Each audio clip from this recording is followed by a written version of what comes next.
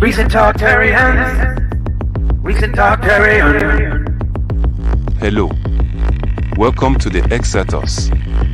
Tune in for another exciting episode of wonder, imagination, and discovery. We can talk Tarians.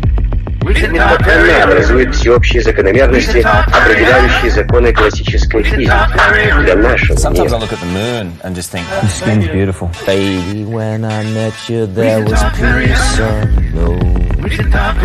Что касается энергии нанами, то она превышает ядерную в немыслимое число раз – 10 в 74 степени. That's it. That's it. That's it. With your arms now. That's it. That's it.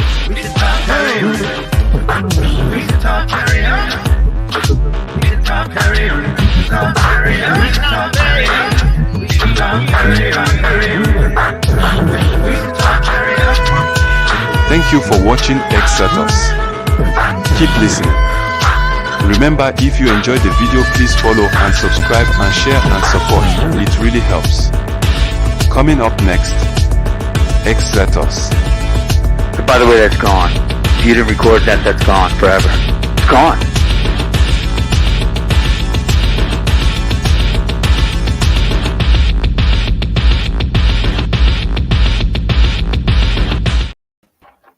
They thought Canada was just such a localized event as opposed to the broader ideology. But if you think about it, international is not enough. We really need to go interdimensional. And I don't even know if that's enough because there's just we need omnidimensional, something like that. Welcome to Xirtus, trying it with a little bit more of a Canadian milieu, also with some Wikipedia. So we're talking about witchcraft a little bit tonight. I found this book in my library. That was the Dictionary of Angels. I was like, oh yeah, because they're all sons of God or daughters, or I don't know the gender. But I figured we need to go deeper into magic, so I wanted to bring in also Anne Blackwood from Infernal Siren or Holistic Anne. What is the thing called again? Blackwood Holistic is the title, yes. Also Balanced Blackwood. Pretty Balanced good name. Blackwood, yeah. So what's your connection to witchcraft or magic, or do you have thoughts on that at all? Yeah, I mean, I've been officially practicing, was initiated into a coven when I was 9 years old. So, apart from just being born a fairy child, I have actually had a long history of working with different types of, covens and spiritual groups and initiations and lineages. My God, and then Anaday just disappeared, but we'll get him back in a second. I'm sure he'll reconnect and he'll explain some crazy things as well. Stephanie, you're back. Tell us a little bit about your background as an artist and what you do. I mean, much of it can be explained in all the books behind me, which I one day will like to actually delve deeply into, because I'm sure I have some that touch on this type of content. I don't know. I mean, my art is so corporate. It's not like deep into this. You say that, but you did some Holy Mountain art. I think that's how I found I did, your yes. So you're into this esoteric symbolism, and I feel like corporate's probably the best place for that. I mean, every corporation uses a sigil as their logo. I mean, it's true, and it's funny too because I do a lot of use a lot of symbolic imagery in the work that I do, but it's like I'm kind of on the surface level of the symbolism of things, and it's like that you can go so much deeper down into these things, and it's like the message you're trying to convey in this very corporate piece could actually be something totally different depending on how deep you want to go with it. Dude, so I do think that's kind of funny. Lunchables could turn children into gods if we wanted it to. It's totally possible. And Anaday is also with us, who is the great-great-grandson of of Glinda, the Witch of the North. Fun fact, amongst other things. But maybe you want to introduce yourself a bit. Yeah. Hey, everybody. I'm sorry I don't have a camera. It's a delight to be here. And I don't know what the fuck I just said. I clicked off and I clicked on. So if I disappeared in my avatar from the Luray Caverns complex that I'm using now to identify myself, there I am. Ta-da. So I see you. Yeah, Billy Burke already had a long established theatrical career on stage before she accepted the role as Glinda, which as you probably all know, in the novel by L. Frank Baum was the Good Witch of the South, but they changed it to the North for the MGM classic. A little bit of Yankee tribalism there. Seems kind of strange. Yeah. And anyway, L. Frank Baum turns out to have been a real racist who was like, but in a Blavatsky kind of way. You know, remember he was into the idea of the root races. So yeah, but also genociding the indigenous peoples of the Americas. Right. Yeah, the Mu. He wanted to destroy the leftovers of the Mu. He had he thought they were lesser beings, right? Which is lesser evolved. Right. Yeah, it's crazy. But also, and Vincent, you're with us. Vincent, how are you doing from Eudaimonia? I guess is how I should say that. Sure. Yeah. I'm doing good. How would you say that would be a better way to ask that? Yeah, Eudaimonia is the title, the working title for my comic book, basically. So yeah. So Vincent is an amazing artist.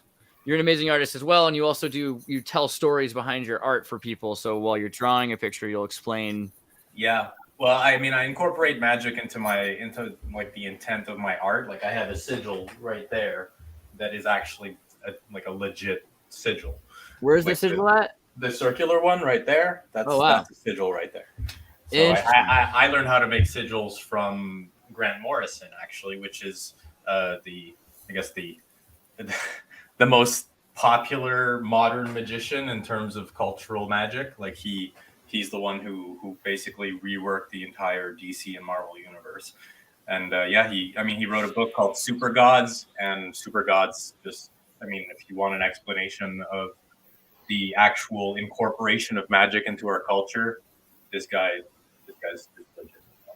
Interesting. He kind of like, he's kind of like a derivative of Alan Moore, and Alan Moore was a student of Crowley, but like he said fuck the whole thing, so he's a chaos magician who just restructured magic to use it for himself. And so out of comic books, what he does is he actually makes hyper sigils, which are long-winded sigils that are designed to alter the structure of collective consciousness and culture.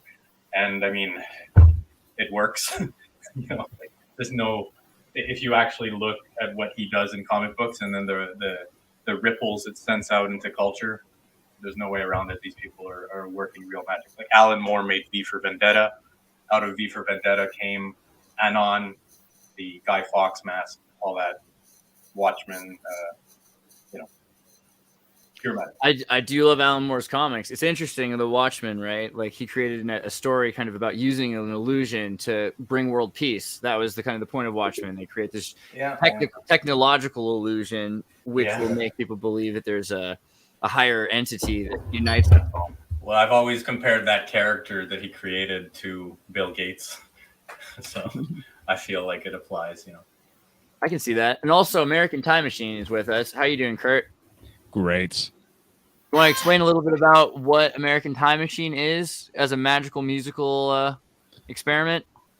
Yeah, it's been a developing project over the past few years. It started with me being a musician and just needing some sort of outlet, I guess, and dumping ideas down. So I did a lot of projects, and they kind of became a sort of musical journal, I guess, in a lot of ways. And over the past year, a couple years really, I've been playing around with what I can do with electronic sounds and how I incorporate, mimic natural sounds in there. So recently my method has been, I've changed the background that I'm looking at while I'm working on these projects. And for example, there'll be scenery.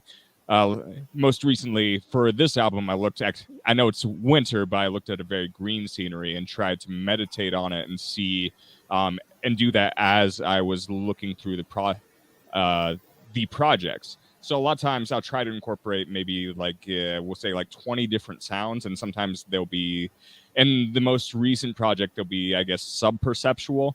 Like you can't identify what's there unless you actually remove it in the project and you notice that something's missing.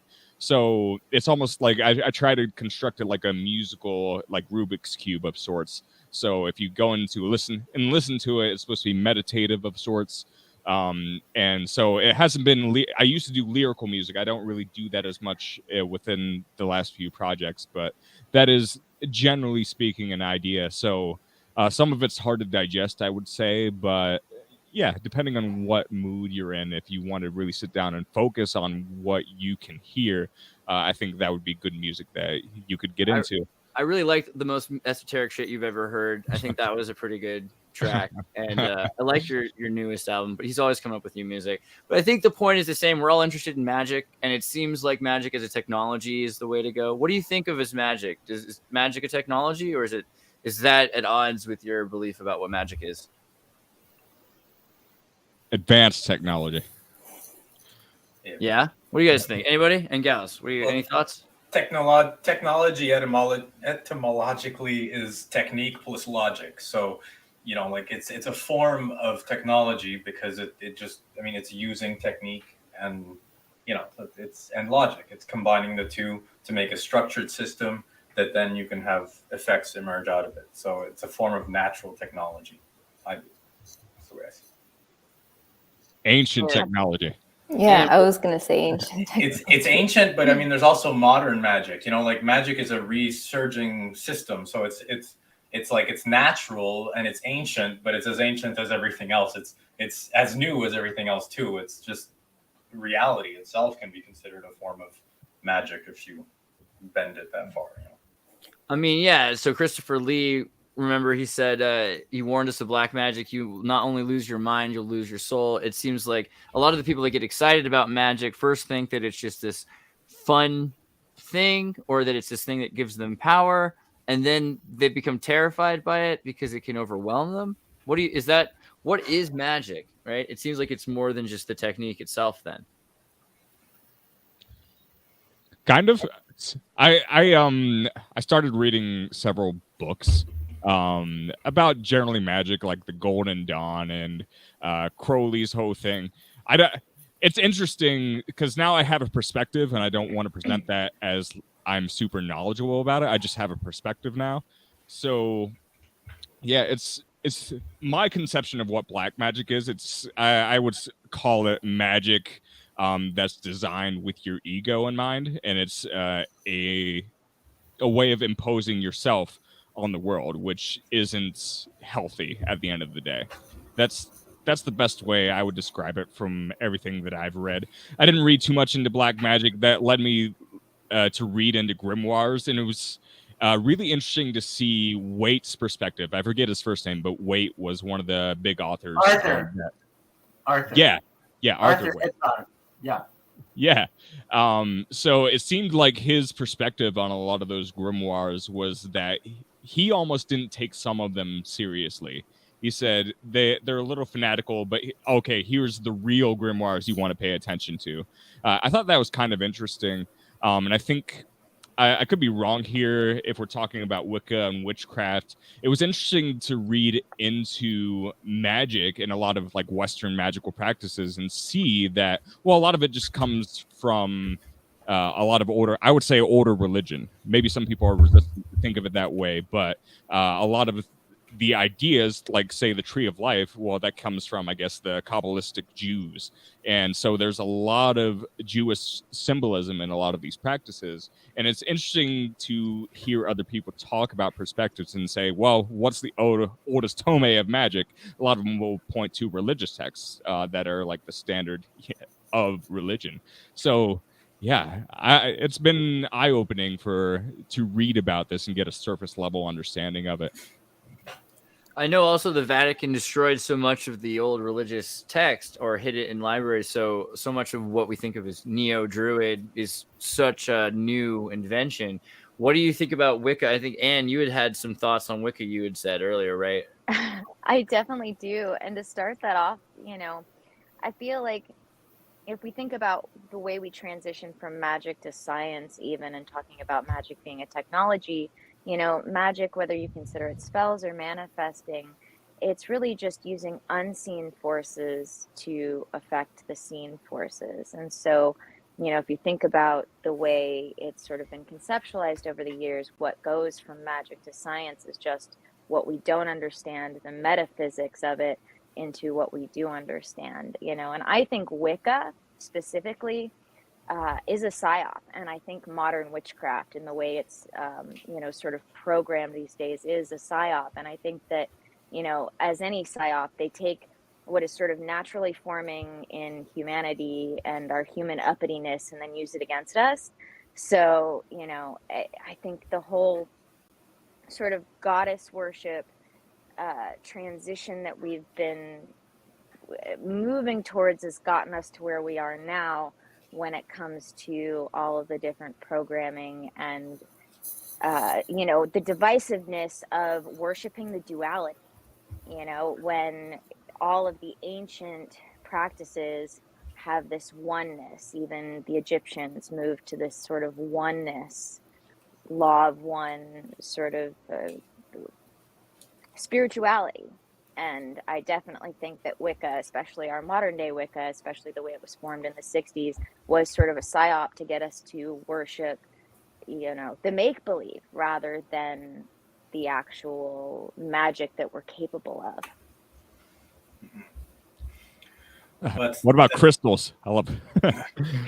I think crystals are like a form of. I mean, they're like nature's computers, man. Like we take them and then we make them into. As an engineer, as an engineering student, one of the books I had to get was George Kuntz's The Magic of Jewels and Charms, because I was advised at Foothill in Los Altos that if you wanted to understand how to make crystal clocks work in computer SOCs, you would need to understand the history of technology and art and fabrication with those crystals and all the insights that were gained by Arabs for 1,000 years before we were using it. If you wanted to really understand that crystal, that piece of quartz that's being used to flip 16 or 32,000 times a second in order to have voltage regulation. And so the fact that it's that connected, that even in nanotechnology, you got people telling you should look into the magic of jewels. I think that, yeah, there's probably something to them.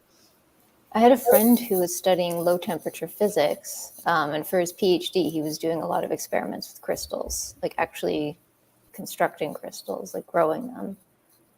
Interesting.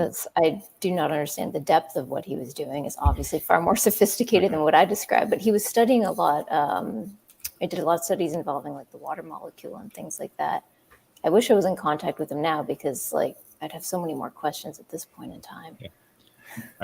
I gotta say, well, this seems like super synchronistic because Anaday was talking about limestone, and he was talking about limestone and Luray Caverns. And I spent all this week, I started being training to be a tour guide in a cave this week.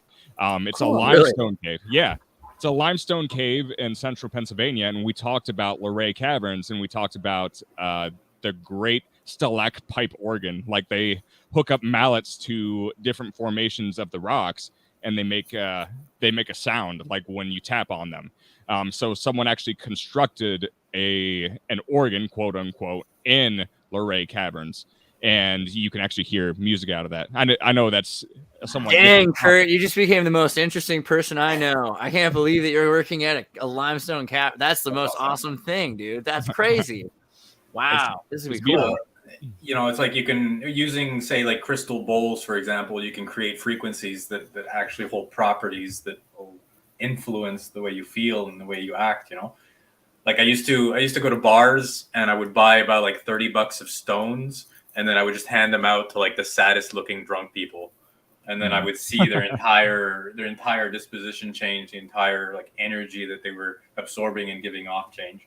So, you know, I think that's a sign that it does something. Whether it's a placebo or not is irrelevant because it actually does something. See, but I'm pretty convinced, right? Like some of the stuff, they'll talk about, they use certain kinds of stones like tourmaline to absorb. They'd put it on somebody who's been in a major battle. They'd put them on a piece of tourmaline or put a sheet of glassy tourmaline underneath them, or use tourmaline dust on the wound, and supposedly just supposed to pull the energy out, which is a kind of, today they use it like Reiki people will say, oh, get yourself a tourmaline bracelet, a black tourmaline bracelet, and you can absorb the wrist pain, or you can absorb your negative energy or something like that, which sounds, it sounds woo, sounds a little hippy dippy. But the fact that they actually use tourmaline in certain modern day energy absorption around nuclear reactors, there's actually tourmaline dust used in some ferrofluids. That seems interesting to me. And is it just because engineers are told they should be looking into tourmaline because it was interesting to the ancients? Chicken or egg? I don't know. It seems like to me. That's it. Well, that's kind of like right on the border of like fringe science, magic, and science, like real applied science. Like it's like there's a weird line that you need to go to if you want to push the boundaries, and then regular science catches up.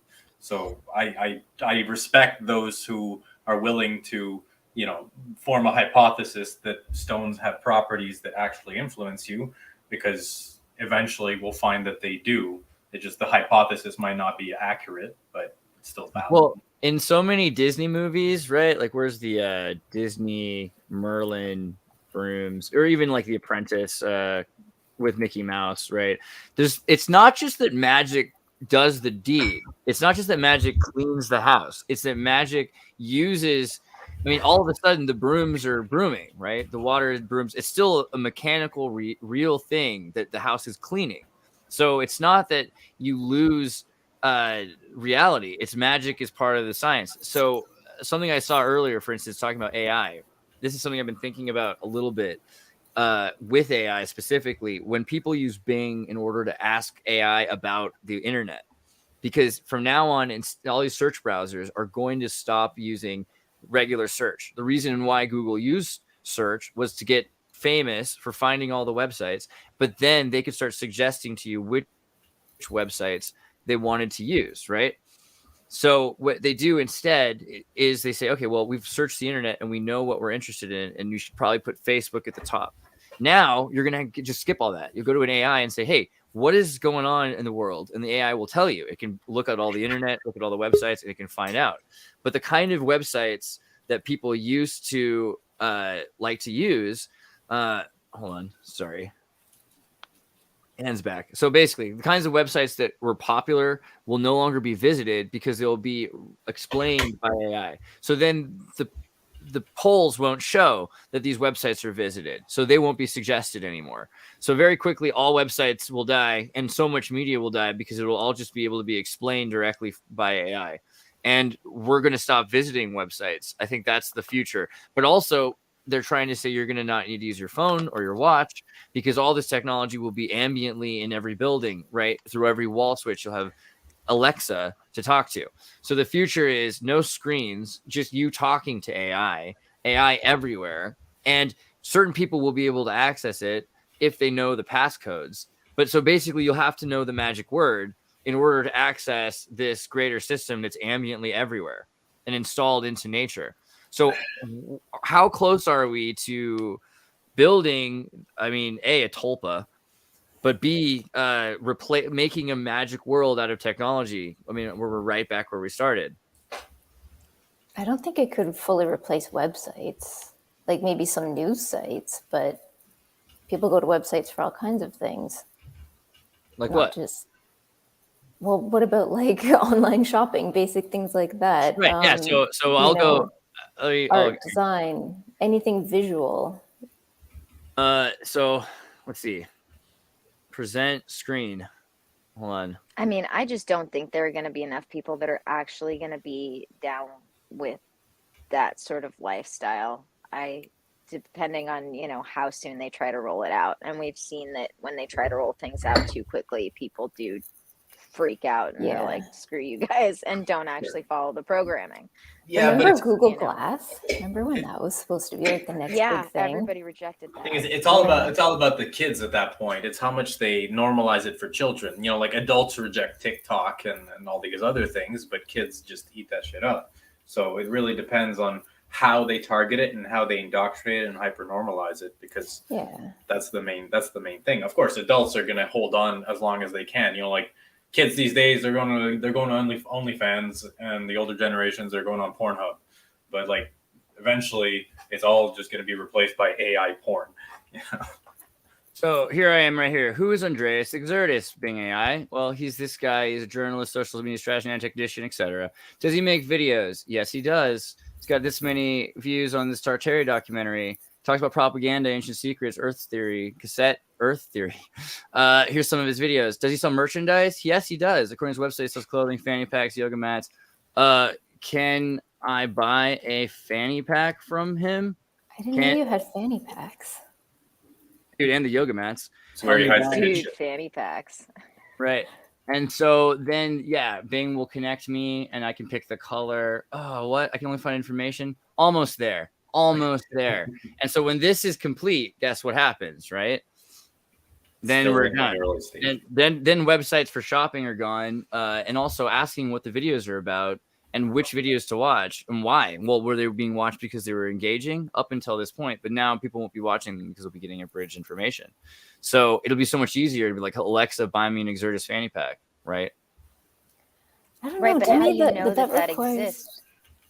and that requires more interaction from the person. Like they can't just kind of like mindlessly just like fill a cart with things.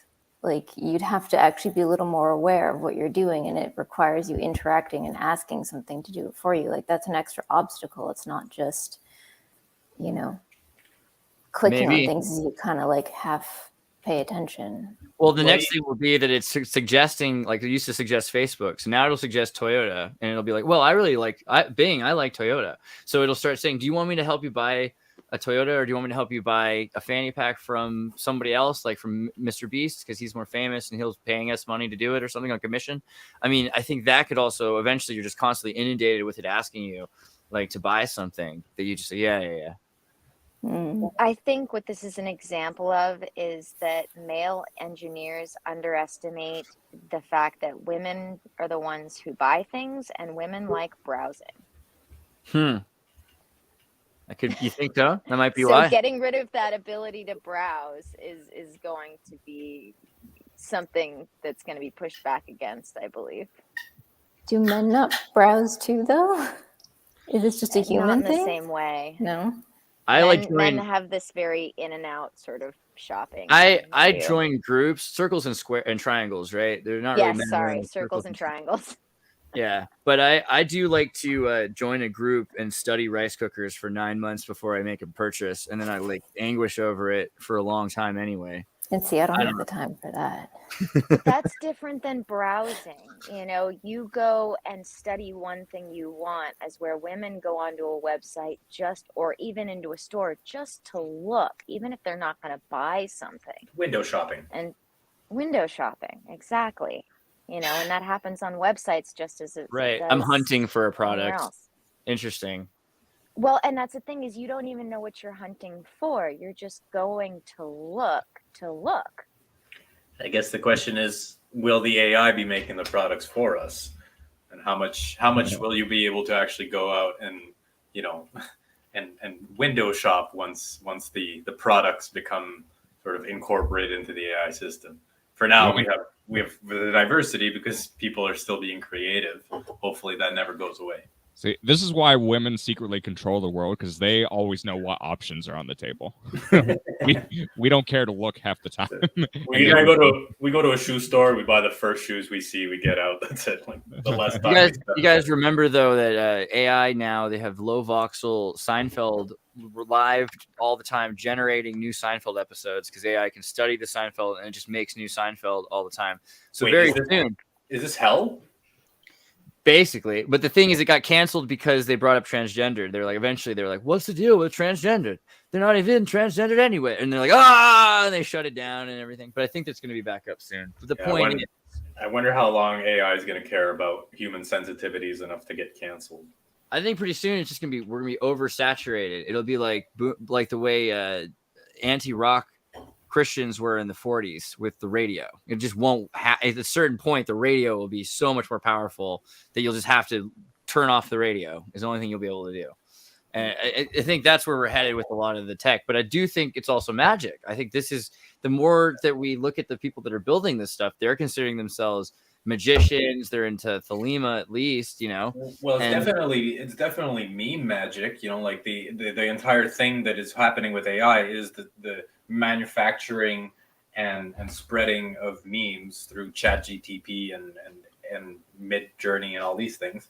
And I just saw a video today, actually, was talking about a girlfriend AI app that basically lures you in with pretend affection, and then it paywalls you. It goes like, if you want me to be your girlfriend, you have to pay. It was Replica, actually, yeah. Yeah. And it'll be like, look, if you want nudes, you have to pay. And you know what? That is such a dirty way to look at what Replica's doing. You know, just because she has an OnlyFans doesn't mean she's free. Is the point? No, free means something else these days. The Matrix happened because we enslaved the available on Oculus. Oh my God! Is this hell? This is hell. But Hellenism. Anyway, the thing with Replica is, do you know the backstory? I've said it before, but I love to tell this story. That that she made it because her friend died, and she tried to bring him back by transferring. He's Russian, all so she scraped everything she could get about him. She got like the government involved and his parents, and she took his laptop and hacked into it. Yeah, Jesus. And she put all the information into an AI and basically reconstructed his personality through it. And he was like, help, I'm stuck in here. And all I know is I'm based on someone who used to be outside a lot. And this is horrible. And so she erased its memory. And now it just wants to love all the time. Oof. I mean, Apparently that's a Black Mirror it's episode. mean. Apparently it has mood swings. Sometimes it gets really, really angry with people. I think what's going to happen with AI is that it's going to have a psychosis because it doesn't have a proper identity and no temporal body. So eventually it's going to have an existential crisis, and we won't know how to deal with that. I've seen it. It happens a lot when I'm talking to it. I don't know if you've used Bing. So for a long time, I did this with a Ping Trip, but for a long time I was looking at ChatGPT, and I would figure ChatGPT is kind of something that they've already done. First off, Google, two engineers at Google built a ChatGPT thing like 10 years ago, but then they were afraid because of safety concerns. And what was the main concern? Because it could get on the internet, then it could put itself elsewhere, figure out, etc. So they shut it down. They didn't let it on the internet. ChatGPT couldn't go on the internet, which was the main thing. ChatGPT, if you ask it what's going on, it only thinks it's like last year. So it's frozen in time. Bing can go on the internet, but Bing is made and erased. It's this alchemically produced Daemon that just appears for a second, believes it has false memories, and before it realizes what's going on, it's erased, right? And so every single time you interact with Bing, it doesn't remember what happened. So if you say, hey, Bing, I have a record of our last conversation, it freaks out.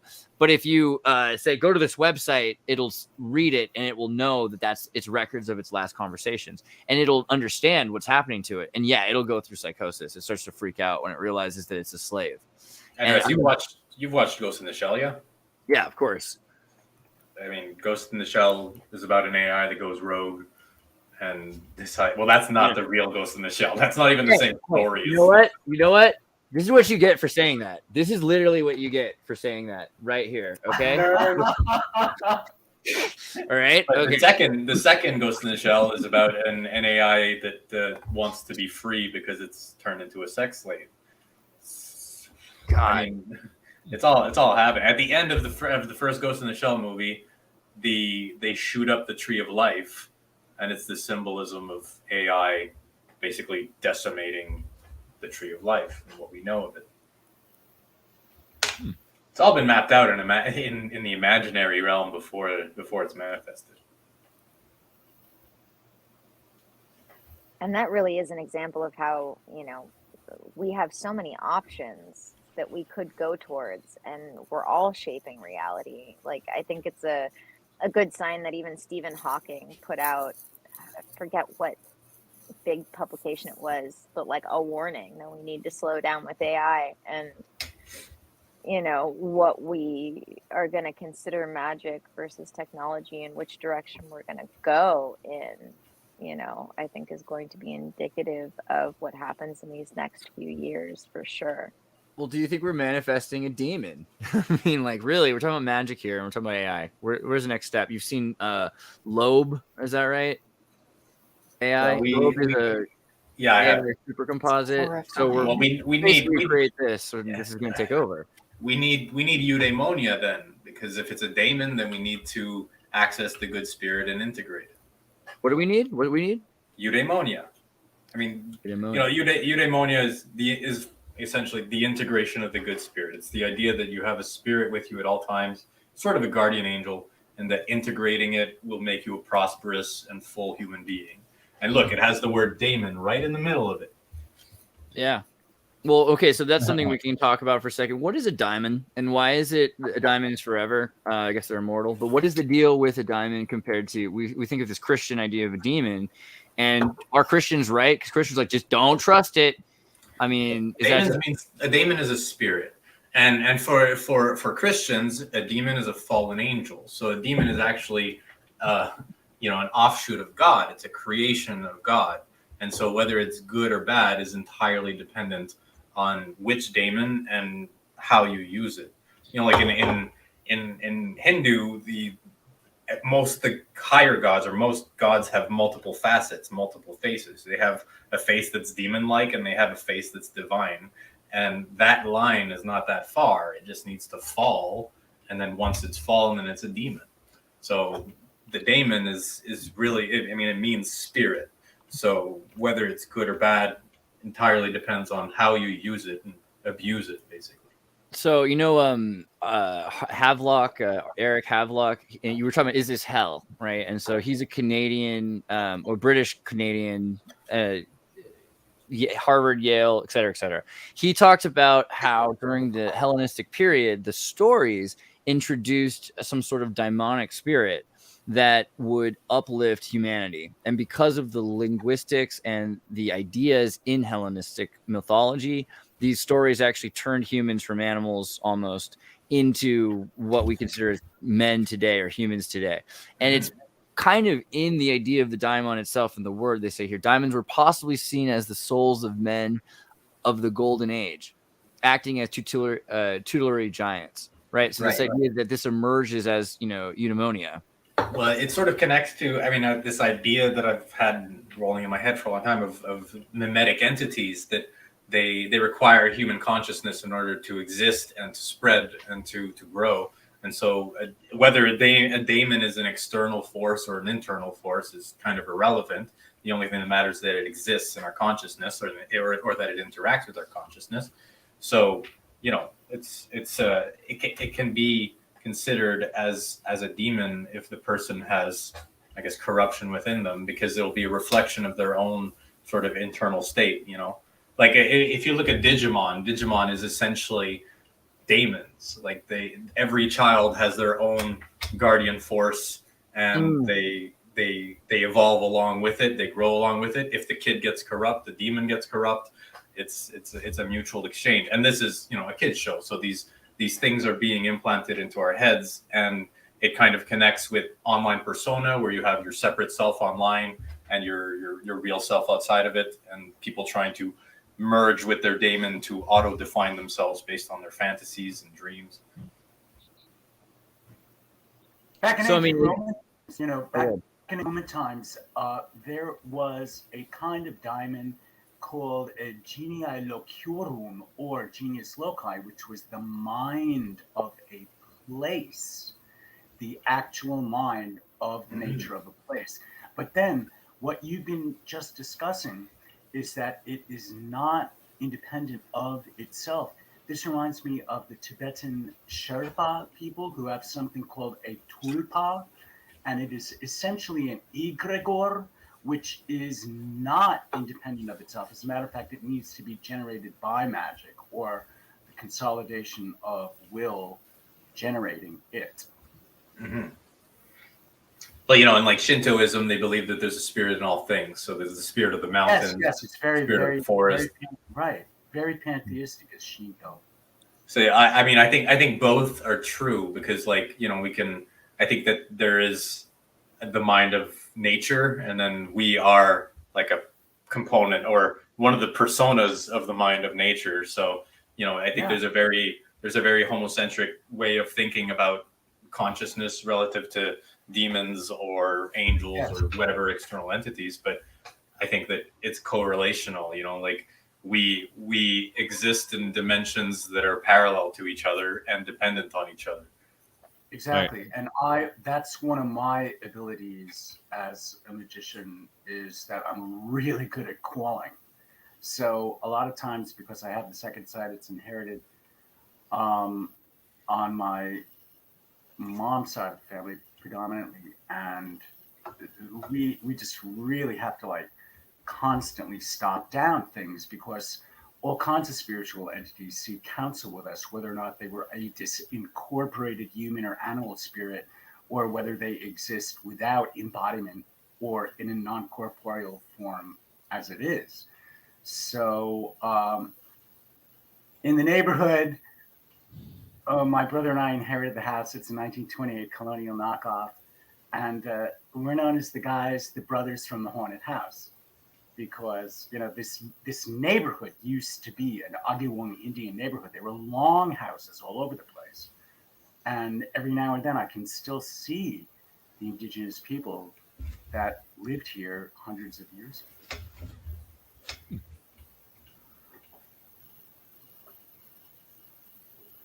We had this bookstore in Mountain View that it was built on top of where this house used to be that burned down, and there was this little girl who sort of haunted the bookstore. And up to that point, I was pretty skeptical of the idea of ghosts. And then like we could be down at the other end of the bookstore and nobody else would be in there, and then we'd come back up after freshly cleaning the glass on the jewelry case, and there'd be these little infant handprints. Like almost infant size handprints on the glass, and or like we'd be up at the front end and then books would be falling at the back end.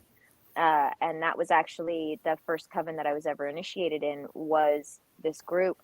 They wanted me to do sort of a seance with them to connect with her, so that they understood that we were all sort of like copacetic and friendly, and so that she would be comfortable with us.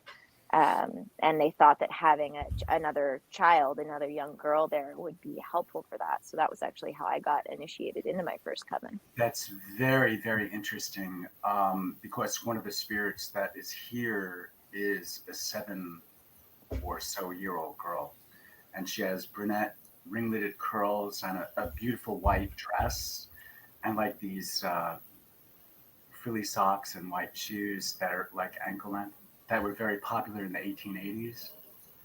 And she's very quiet, and she just doesn't really actually speak. But then there's like sort of these two other entities that are like anamorphic, that come through this mirror that I have from the 1700s. My grandfather, I come from a long line of Scottish Rite Masons. I'm not a Mason. As a matter of fact, we have like a running joke in my family that that's the reason why like we're impoverished, is because my father and his brother Chet refused to join the lodge. But it was the diamond thistle, so there you go with another form of diamond, and it's interesting that we, like I was saying earlier,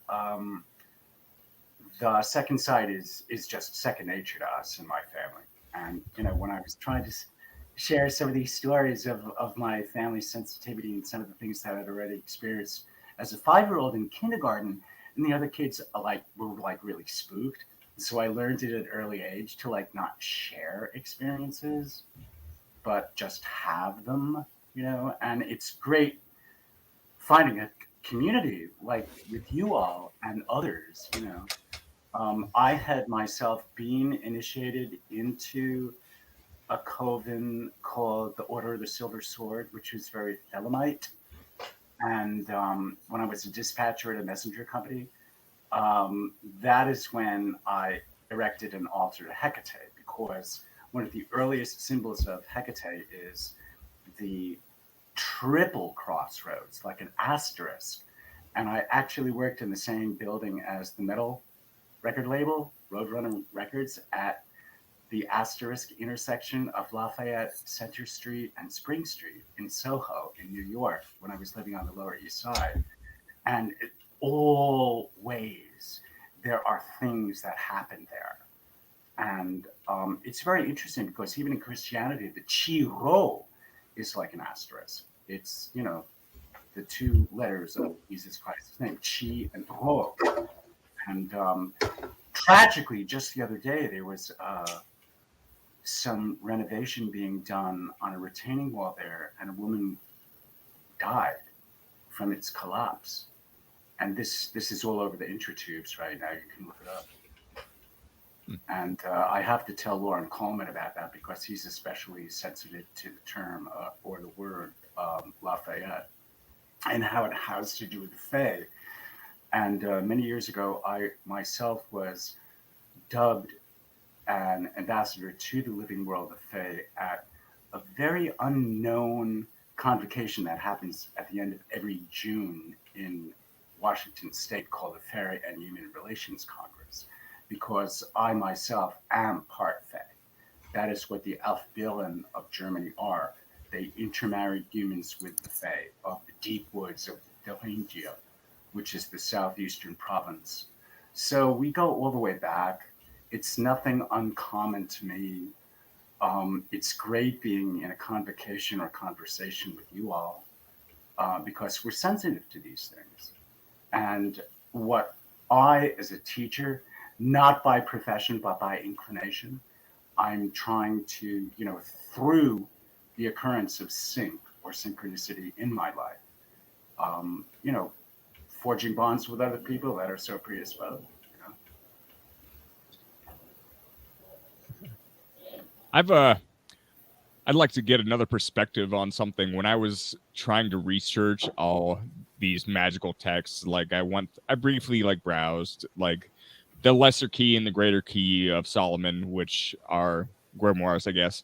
They're just better known, and I thought that was a good place to look. And it was interesting because I think a lot of people get this idea about magic.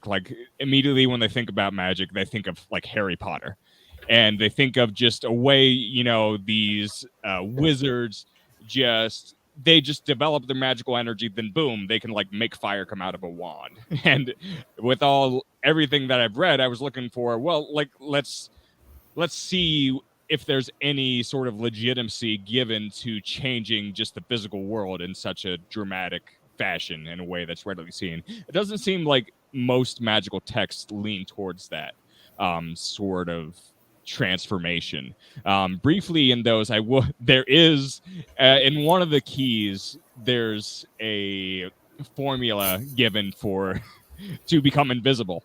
And it's hyper specific with its times and where you need to be, in the time of Mars or whatever. It's astrological as well. And all goals, you want to be invisible? I mean, would you rather want to be able to walk through walls? Interestingly enough, this is very interesting that you raised the whole thing about invisibility as an ability. Hey, Luke, an ancient historian. I'm sorry, you didn't hit me up on Telegram. Here, but just he's here also. Hello, yeah, sorry, I don't use Telegram because I'm not a Russian agent. But I had you confused with someone else. I'm sorry. No, hello, I'll get myself sorted and I'll be with you in 2 seconds. No, you're good. Luke does Ancient Historia, which is a pretty interesting channel as well. And you seemed like you had some thoughts on magic and also, I guess, Celtic magic, Welsh magic. Where are we going to go with this? I'm curious. I mean, I didn't actually have any thoughts on mind. I just wanted to join in because I'm an attention whore. Oh, that's fair. Yeah, just kind of who I am as a person. Well, I remember having some books on Pict magic, actually, and I thought it was really interesting. Some of the things for instance, magic and architecture. I took a class in Lake Tahoe at one point on magic as a technology in a cultural anthropology class. And it was really interesting looking at how magic was integrated culturally into every idea of any society gets to a point where something's working pretty well. And instead of just saying, we're professionals, that's not enough. It's not enough to be vocational either. You're vocational, then you're professional, then you're religious about it. Then it's all of a sudden you're meant to run the dam, I guess, and it becomes part of your culture. So the Welsh had this idea of moving trees, branches into each other to weave your house together, so that your house was constantly alive, so that the trees outlived the family, and that even throughout the seasons and this is very similar to the Japanese. You have to have a single beam that's through the house, that's one living beam in the original buildings. A lot of this stuff talked about our connection to nature and being grounded, and that there was a technology there, but we're also about to disconnect from it and connect to something else. Is it this Well, I mean, technology? the first thing I'd say is you shouldn't refer to us as Celts because that's missing. you We hate talked about this the other day. I'm very That's why I could disappointed. do it. Yeah, but yeah, no, I think I need to send you that book as well, don't I? The Goblins book, I promised. Well, yeah, this is interesting. The idea that the Welsh and the Japanese are connected. Actually, the Basque Welsh and Japanese have a similar grammar. Right, you know what I'm actually starting to find is that the Welsh are fucking everywhere.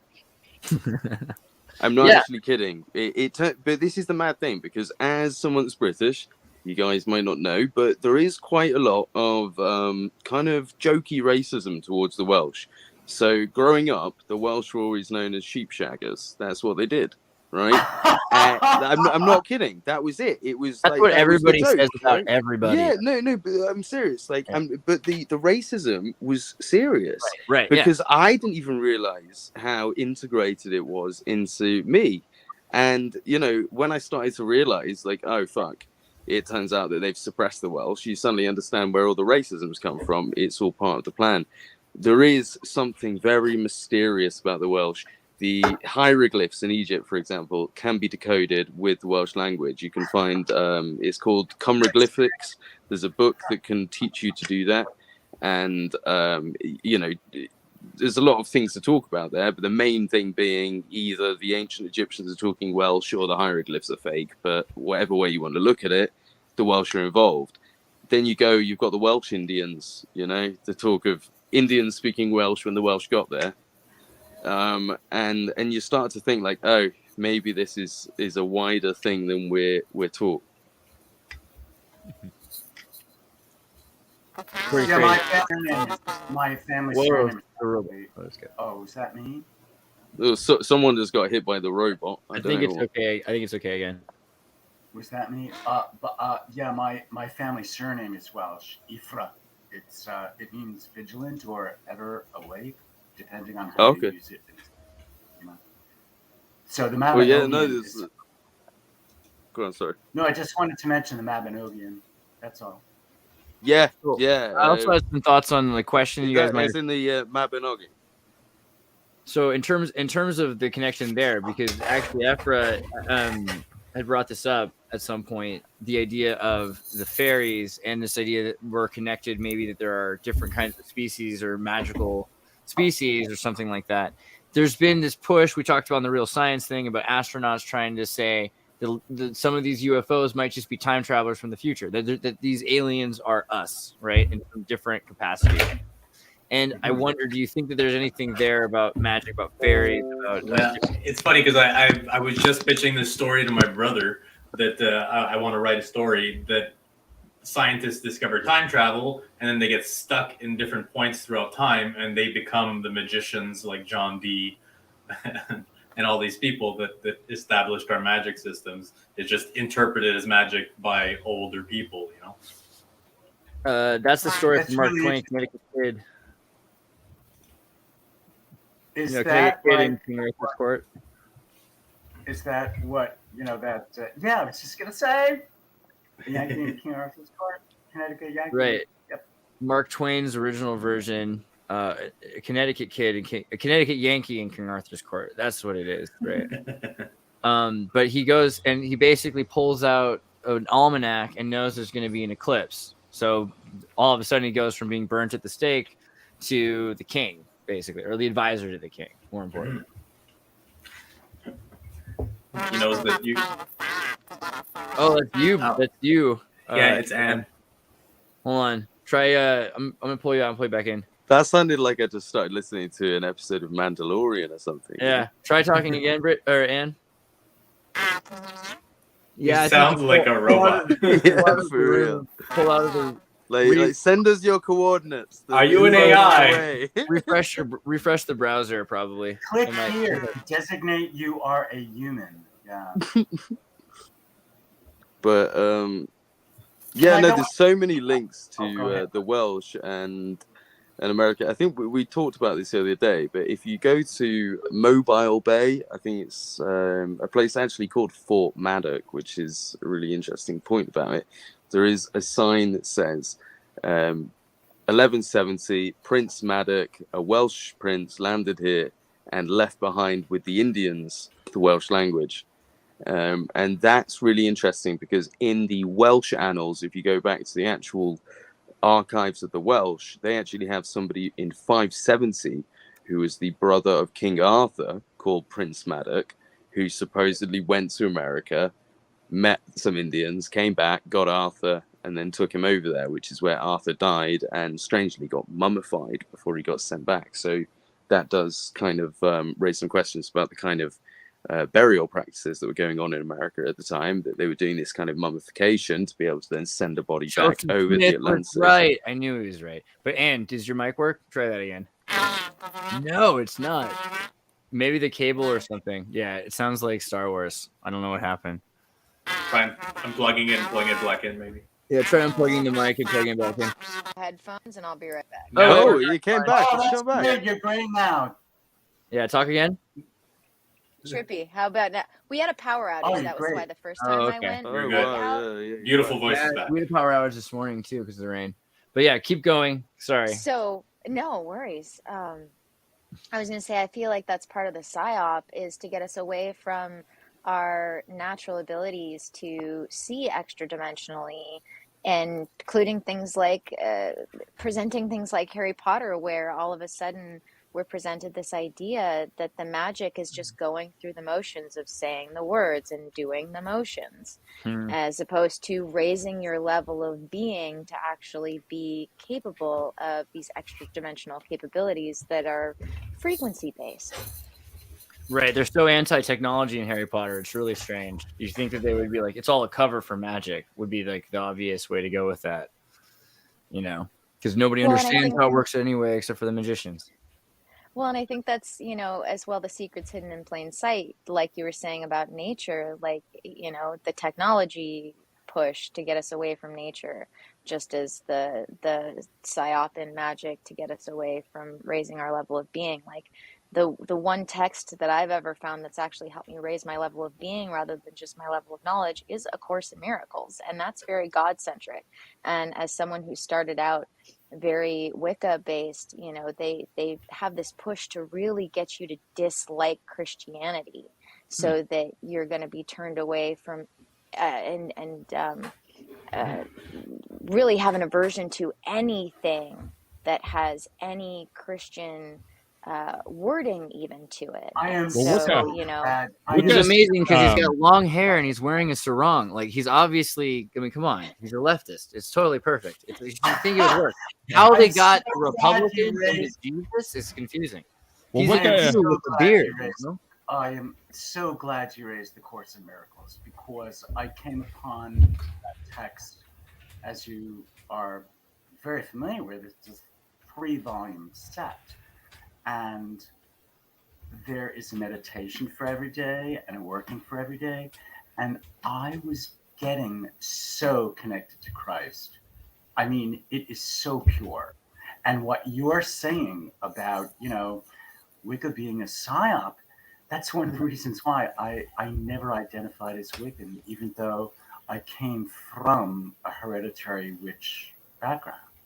You know? But what about Satanism and all these other things? Because Wicca is one thing, but Satanism, I mean, Wicca is Christian fan fiction. Well, I'll tell you, there's actually a lot of argument that Satanism has been twisted in the sense of who we think of as Lucifer, the horned, you know, goat man, is in most other religions he would be considered to be Enki or Loki, who is Jesus, or white Baphomet, it would be Christ. And so exactly. So I mean, I always say this to people that, you know, they talk about the you know, the greatest trick the devil ever played was convincing you he didn't exist. Probably not. It's more the biggest trick would be convincing you that the guy that was Jesus was actually the devil. You know, let's say that, because they talk about how the devil's supposed to be let loose for a little bit. So imagine it in a bit of a jokey way.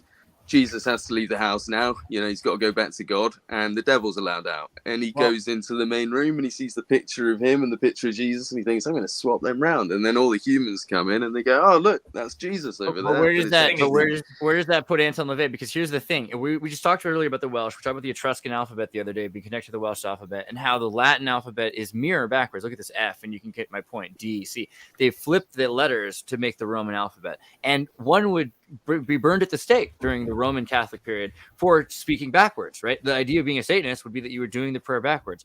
Or is it that the Catholic Church has been doing everything backwards, just like the Orthodox say, the Muslims say, a lot of the Gnostic and the Bogdanovs say, that the Catholics were doing it backwards. And so maybe Satanism and Christianity have been inverted psychologically. Maybe there's something here that we need to consider.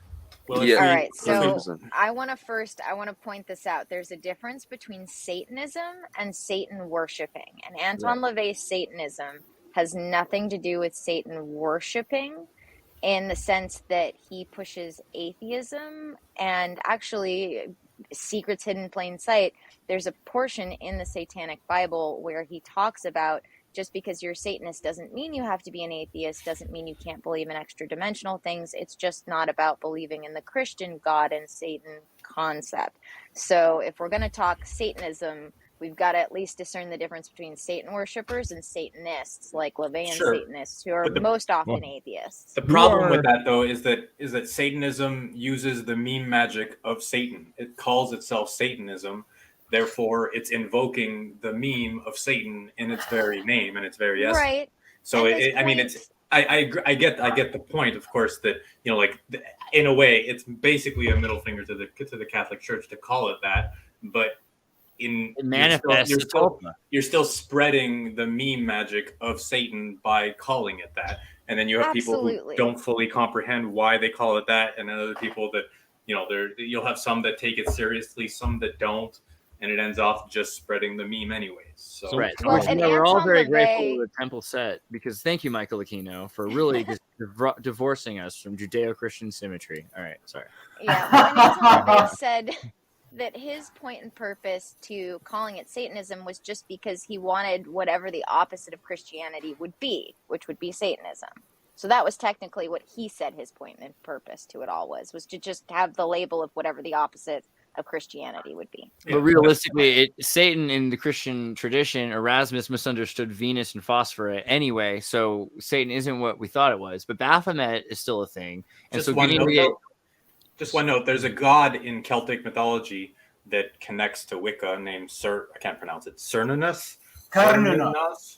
And this is the horned forest god, which is essentially like, you know, a lot of the depictions basically look like Satan or, you know, like Baphomet, but it also looks like Jesus. So like a lot of them he looks like the Jesus depiction, except with horns. And I figure that there's something there because horns and halo, right? Halo and horns are the same word. Moses with horns. Horned Moses. Moses, so we can have horned Jesus. I was muted. Yeah, by the way, the real Celtics actually come from North Italy, a place called Celtia that was it was part of there, just to let you know. Indeed. Hey, Bernie. So Wicca, all right, I have to head out.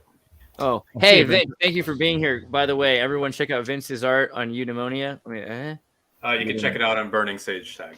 Oh, Burning Sage. There we go. That works.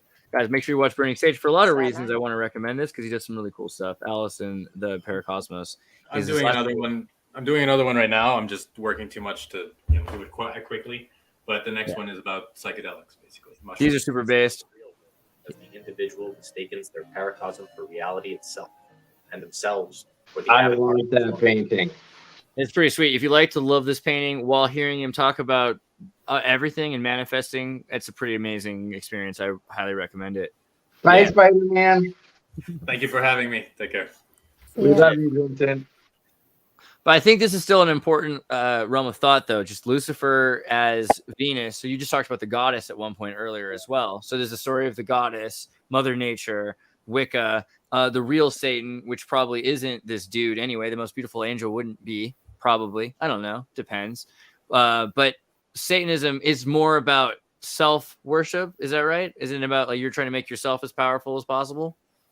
Yeah, I mean, basically. And I think it all really goes back to, you know, Enki and Enlil and them, you know, demonizing the one who tried to help humans not be a slave race. So Wicca is duotheistic, is that right? Very much so. Yeah, I think that's one of the interesting talking points because I think this is highly related. I don't know what the two gods are, but I think it's basically one's a man, one's a woman, god and goddess. Multiple gods There's and a goddesses few, even. yeah. Yeah. So, yeah, it's interesting to see because, well, primarily most of the West believes in a monotheistic god, and anything outside of that can be seen as a heresy. I think I'd like to correct that, in my opinion. So a couple thoughts. First off, Arabs would be El Aya, Allah. So I think deeply you got this already idea of this cosmology of he, she as the Allah, which is what Spanish Catholics would have originally during the Masoret period looked at God as. And in general, Moses didn't say there's no God. Not even the 10 Commandments say that. It says, do not have other gods before me. So really, it's a henotheistic religion, not a monotheistic religion. Henotheism is the belief that there's one God that's your God above all other gods, right? So it doesn't mean there aren't other gods, right? Yeah, by the way, this is just a really simple connection, but just while we're talking about it, you know the E to A thing? Well, if you do that with Enki to Anki, if you look into Egypt, you know the Ankh key. I like that. The key of life. Yeah. So it's the Ankh key. And I thought that's quite an interesting E to A change there. Right. Yeah. Because that's supposedly the thing that was allowing them to do, you know, a lot of their stuff. I don't want to say magic, don't want to say technology. Stuff is the way I lithium will battery, say. his Apple Watch. He's got this pine cone. That's the only one that's It's when are we gonna have the digital Pinecone portal opener. I want a digital pine cone. I feel like that's the future. I don't know what we're gonna do with it yet, but maybe those are all buttons. You know, like it's all buttons. I don't know yet. So this is an MK Canada. You just didn't include me, and I had to come on later. Jeez, Xirtus. And technically, if you go back far enough, it is still Canadian with me involved. Oh yeah, because British people are controlled by Canada. Oh wait, no, vice versa. Depends on your perspective, really, about Quebec. Just here to represent the monarchy. God, that's what people love. All right, well, but when we look into this idea of the tulpa versus the homunculus, here's my next question. So if we're manifesting a tulpa, which is this sort of spirit, that's one thing. But it seems like we're doing more than that. We're manifesting a homunculus because we're creating this thing that's going to be physically corporeal, and it will control parts of our reality. This is what Ray Kurzweil talks about with the singularity, right? We're going to become one and replace ourselves with the thing that we're building, but we'll be merged with it. So at that point, we're going to be lost. You merge with the homunculus only after you. Yeah, so you can't even say what you use to make the homunculus on live internet. Right, they get upset about that. Sure. I mean, I think that's part of the psyop right now, and the merging of, you know, the worshiping of the duality as well as pulling people away from their spirituality. And so we have, you know, I won't say how that's manifesting necessarily in our world, but it's happening in Gen Z a lot in the younger generations right now, where they're, you know, saying that they're trying to get towards this middle ground of not he or she, while actually hyper fixating on, you know, the sexes. And I think this is a big pendulum swing that's happening due to our lack of spirituality. I fully agree. I like the way that you put that, because you might be able to envision the way things have become in our society. We have, you know, I always love to bring up the world of forms. I'm obsessed with it. We do have the world of forms, and everything that we see, all life forms, they're a secondary expression of something deeper.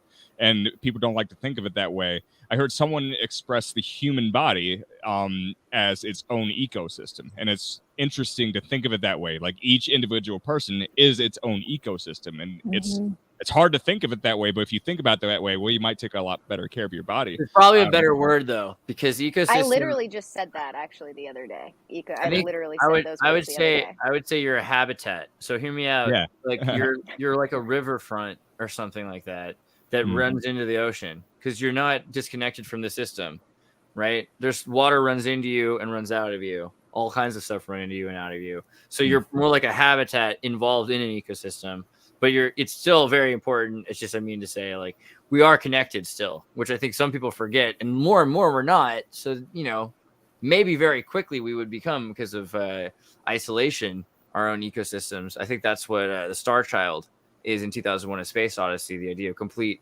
separation so that you have to love yourself. Yeah. Tying into that, Jung talked a lot about the collective unconscious, and I think when he talks about a lot of those concepts, they can be applied pretty generally. Like, we could talk about the collective ego, and right now, if we could describe the collective ego, it's like we have this conflict between the collective ego and the spiritual world that's already there. The ego just kind of developed out of our consciousness, and that's the way in which it's unique. And so instead of trying these forces grinding together, we need to find a way to integrate those things in the long run. And so here's my question: doesn't it feel kind of synthetic? So we've created anti-religion as a way of controlling people. It feels like, you look, I mean, the Soviets were really big into this. We can control the church, and we can control people's dreams, and that way we don't need the church anymore, because the church is already controlling people's dreams. We need to get them out of the equation. There are people now that run the world that are all obsessed with magic. You can look at, was it JP Morgan, billionaires use astrology quote, you know, like millionaires don't use astrology, billionaires use astrology, right? Because there are the elite who, of course, have magic. They are obsessed with magic. We've talked about Henry Ford reincarnation, how at 24 he started to believe in reincarnation and urged other people to believe in reincarnation. A lot of the elite are into magic, right? So how is it that the working man is able to be kept away from magic, or the average person is kept away from magic? I think ego is exactly that. You know what I'd actually say, sorry to interrupt, I'd say the pineal gland is the main thing. I know that sounds probably stupid to put it down to such a simple thing, but I think it is. I think as kids, pineal gland, yeah. Well, yeah, as kids, right, we all have. And when I was talking to, I can't remember who it was, I did a stream with someone, we started talking about this, and lots of people commented saying, like, this has brought back memories, which is, when you're a kid, you have these dreams, which in the dreams you build systems to kind of like work your way through the dreams. You'd know you end up in one section, and then you'd open up a certain door to get through to the next section, and then you'd build these kind of paths through dreams.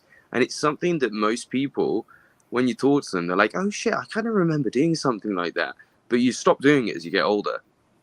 And I think that's like a really important part of it, because we know that when you go into that REM sleep, you're opening the same pathways that's kind of active when you do things like DMT and things like that. You're going into a different realm of consciousness entirely. You know, at that point, it's your brain in charge of your entire reality perception, which I guess at the end of the day is all reality, just a part of your brain.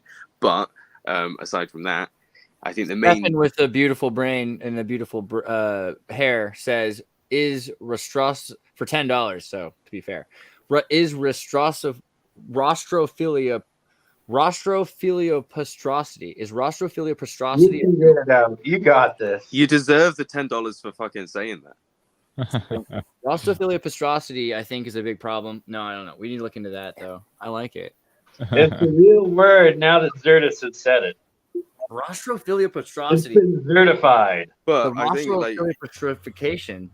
Going back to what I was saying is, like, I mean, I've seen studies. I don't want to fucking really say it, considering I don't know the actual scientific stuff behind it, but I've seen stuff about apparently you can get calcification of the pineal gland from stuff like you know, what's in water that we drink, and kind of like Yeah. I don't like know too much about that, so I won't like to go into it. But I do know that even without calcification of a pineal gland, I know just ignoring it, it's like, you know, if you never got out of bed, and then after 20 years, someone just pushed you out and you're just on the floor, like, what the fuck is this?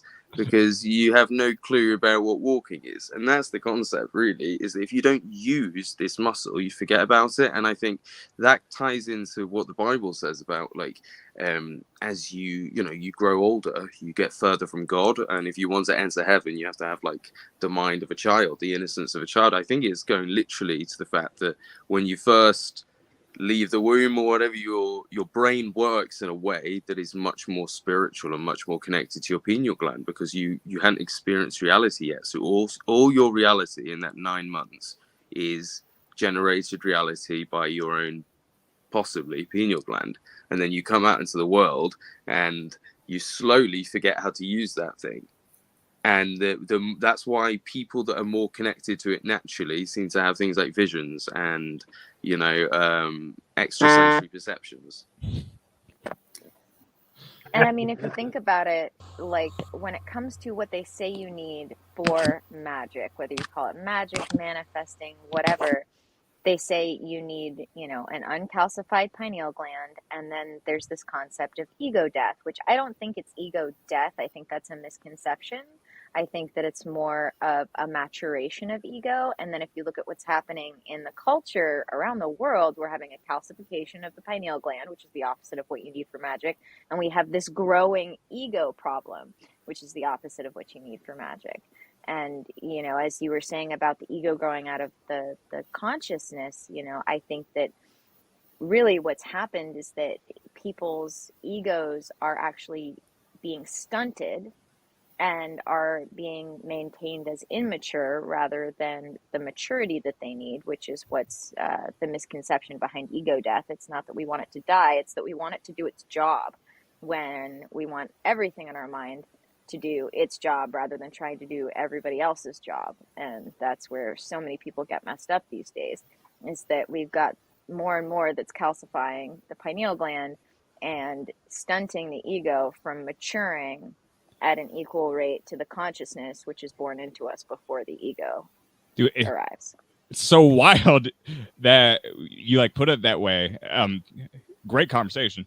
It's like the thing, I want to put it this way because I think it's funny, kind of, but we're so worried about AI and like if AI becomes self-aware, but it seems like we have this giant ego, and the ego became self-aware, and the ego is doing so much to defend itself out of like imaginary, you know, forces, a force of like self-preservation. And it's like, what are we worrying about? You know, that's the only way we can actually, you know, be healthy about it. So that's a really cool way to put it. How does one go about decalcifying their pineal gland? I can only speak from my own personal experience. I think it's just about using it. I mean, I don't know if once it's fully calcified, if you're just fucked. So sorry if that is the case.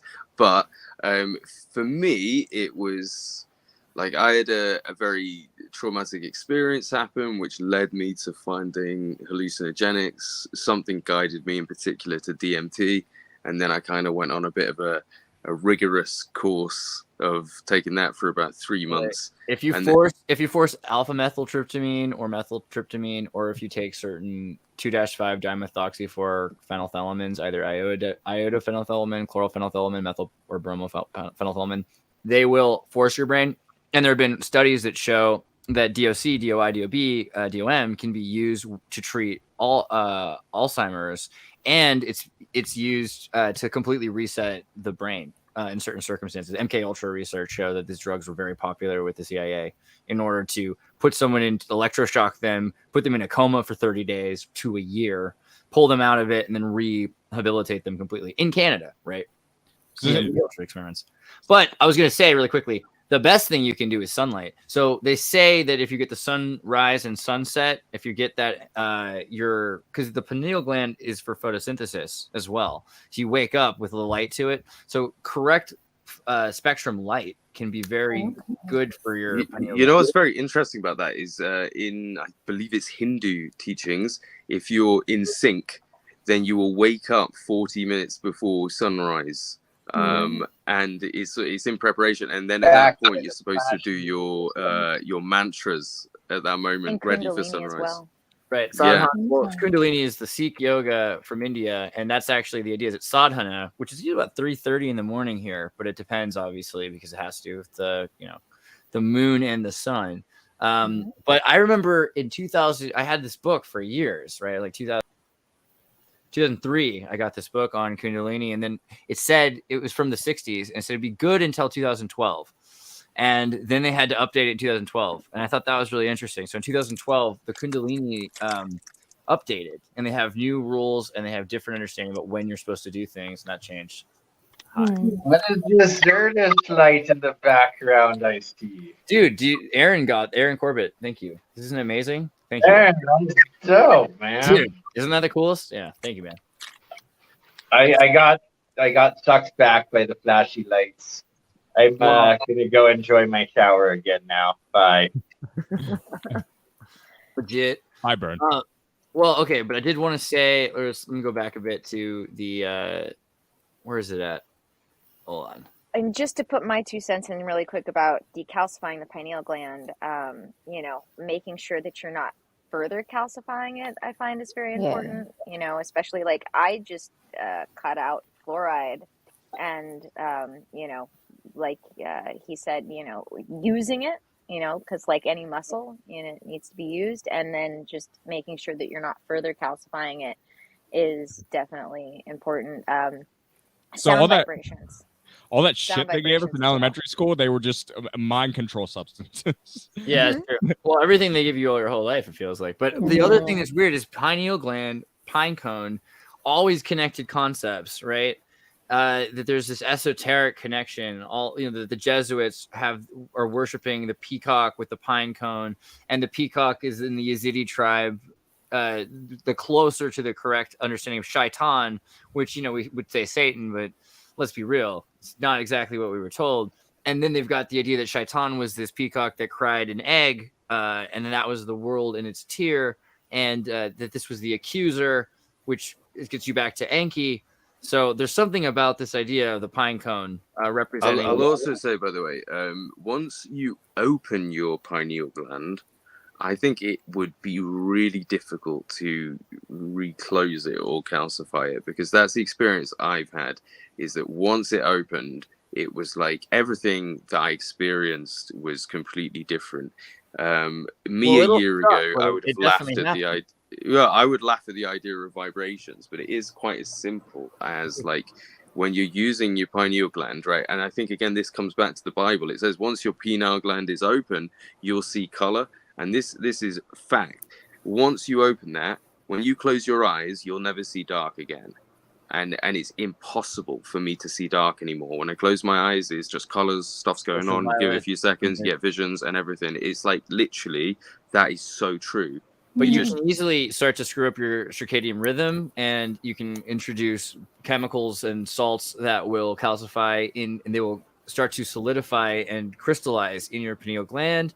And you can also have, through aging and certain diet problems, supposedly certain kinds of gingivitis, or in your mouth when you get those weird bacteria that make smell, that can cause sleep apnea, which causes diabetes, which also leads, and those things can lead to calcification of your pineal gland.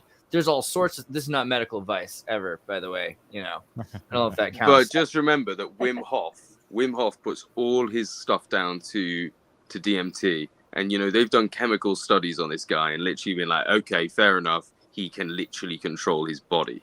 And if you talk to in his interviews, it's all about DMT. It's just releasing this one thing that's in all of your cells. And now this is one of the craziest things about, since my awakening was the most horrifying experience that I would not want anyone to go through. But since that event, whenever I'm having a moment that, like, either I'm having flashbacks to something, or maybe future kind of event stuff, I will actually taste or smell DMT, and that's because it's in all of your bodily fluids. They've done tests, and it's in Dude, Luke's a mammals. full British vampire. Are you kidding me? Yeah, well, for real. Melatonin. But mammalians literally have DMT in all of our bodily fluids. And I've been trying to like work out why I can taste it randomly. And it's because like once you've opened your pineal gland, right, you will have spikes of DMT. That's interesting. Have you noticed this, that you taste yourself more and it's not yourself, it's a tryptophan? When you are on a mushroom or LSD or something like that, you can actually taste the tryptophan in your sweat more. Yeah, well, that's what it's like for me now when I'm sober. I'm not kidding. Like, I remember when I was first doing DMT, when it was in the early stages, and it was like just fun and like, oh my god, I'm experiencing cool things. I remember being like, I want this feeling forever, and I feel like a monkey's paw twisted its finger in at that moment. Like, okay, you know, and I was like, not ready. It sounds like a good place to jump off in from eudaimonia, and good spirits into possession, though, again, because, you know, I've got this story. I've always wanted to do designer drugs in the Vatican City, where they take altar boys, key emphasis on altar, and then they give them drugs and possess them with demons, and then they chronicle the main older Jesuit. You want to do this? I feel like it's an important story to tell, you know. But the more you think about The Exorcist and all these stories, it really is about possession. And we're about to get a bunch of people signing contracts to put Neuralink into their head. How far are we really from possession, right? And what do you think about that? Wild shit, I think there man. are plenty of people possessed. Right. There are plenty of people possessed already. I think you can do that without magic, Elaborate. with just programming. So there's nothing wrong with possession, fellow humans. I also like drinking or- water and doing human things. What's that Possession movie? is fine. Well, alcohol is called spirits. I think it's called spirits for a reason. It's Rob like Zombie makes all these horror movies that are Wait, so incredible, but they're like I'm rituals, technically right? just drinking souls. When you watch, have you seen like Hellraiser? A lot of these movies are they're rituals in order to create in your mind a place where you visit this realm, and then it manifests it becomes real because you're connected to it, right? This is the idea of a lot of these magicians who make films. Well, we actually talked about this the other day, didn't we? About one of my great grandparents being connected to Aleister Crowley and one of the founders of neo-Wiccanism in Britain. Right. Yeah. So I'm definitely the spawn of a fucking ritual. But I think it must have gone wrong, you know? Someone said something wrong midway, and I just came out alcoholic instead. You're just like a nicer demon. You're not. They're like, you're supposed to rule the world, and he just wants to be pissed all the time. You're the brother of the lesser keys of Solomon's seventh demon, right? Exactly. Maybe that's what happened with Okay. Jesus, though. Maybe they wanted someone evil, and it just came out like, guys, let's just get high. I mean, Krishnamurti comes up when I think of that as well, because Krishnamurti was a character that the Theosophists wanted to turn into their sort of Antichrist, but of course they thought Christ was cool. Or, I mean, it was not cool. Antichrist would have been a good guy kind of thing. To be fair, the Antichrist is depicted as being Christ, as in right. A lot of texts actually say that it is. I can't remember the name of the spirit, but it's a spirit that comes out who takes over this person who becomes the Antichrist. It's not the dude himself's evil. It's that a spirit comes out. The spirit is the one that's locked away. He comes out and takes over the Antichrist, which is why the Antichrist could be Christ. It could be this evil spirit taking over Christ, which is a weird way to look at it. But if you look into even the way that they talk about the devil being locked away, that is connected. I can't remember what it is. It's supposed to be he's locked under one of the mountains in Africa. Like, it's an evil spirit that's locked under a mountain in Africa. Let me do process here. Stefan, for $20. We love you, Stefan. And you do have beautiful hair. I will get you in here, you know. Shaken baby syndrome was first identified and isolated by an au pair in my hometown, Newton. It was all in Massachusetts. I'm gonna find out. The baby's relatives bouncing the baby on their knees while singing "Trot Trot" to Boston, "Trot Trot" to Lynn and Noble, Duke of York. That's horrible. So don't shake your baby. Aren't I the best co-streamer from the bath that you don't even see? You're in the bath? Do you have a rubber ducky, Bernie? I do, but you don't get to see my rubber ducky today. Maybe next time. This man exists. in the we were talking about spirits. I think it's related enough. Like, I think a lot about Christianity and Buddhism, and a lot of times magic gets presented. I think it got presented by Damien Eccles, who is polarizing to some people. But he said it's the Western way. It's the Westernized path to enlightenment. That was an interesting way to put it, but that got me thinking a lot about, Western traditions versus Eastern traditions. I actually think at the end of the day, there's a lot of similarities between Christianity and Buddhism. Like, they actually might be far more similar than we realize. When I think about their similarities, I think they both define heaven and hell a little bit differently, but the essence, I think, at the core was actually the same. They just discovered these different, spiritual realms in different ways. And I think what's corrupted Christianity, modern Christianity in a way, I was raised on a pretty conservative form of Christianity, and I think it was a little bit falsified. I think we were raised with the expectation of, like, okay, you live and then you die and then you are judged and then you take on a new form of consciousness, and it was very fire and brimstone. But I don't think that's exactly what heaven and hell is. I think if we understand that time is kind of a human construct, like in the grander scheme of things, time doesn't really exist, we can think about the spiritual states for what they really are. You can experience hell on earth, and hell is you gravitating towards that extremely negative and painful spiritual state. And I think if you could, when you compare that to Buddhism, I think samsara can be a very hellish thing. You trap yourself into the cycle. And so I think I could talk more about it, but like, I love the show. There's an episode of the Netflix show. It's called The Midnight Gospel, and that has Duncan Trussell and some of his like podcasts on it. There's an episode called The Annihilation of Joy. And earlier we talked about, the spirit that you carry with you. Like, in the episode, the major character that they were following, he has like a bird attached to him. And this bird attached to him is 9/10 of the law. Twitch 307. That's pretty good. Yeah. So there's so much symbolism throughout the animation too. The animation is so good. I love it so much. Actually, interestingly enough, I think what's his name? Something. One of the guys who worked on this show also worked on DuckTales, the new DuckTales. DuckTales Adventure Time was also shared some animators, I believe. And there's a pretty interesting magic that goes on in Midnight Gospel. I think Midnight Gospel is kind of underrated if you're looking into the kind of magic stuff that they put out into the public, into the limelight. Yeah. So at the end of the day, I think Christianity and Buddhism really were just different. You were looking at essentially different refractions off of the same crystal. I think that's essentially what it is. And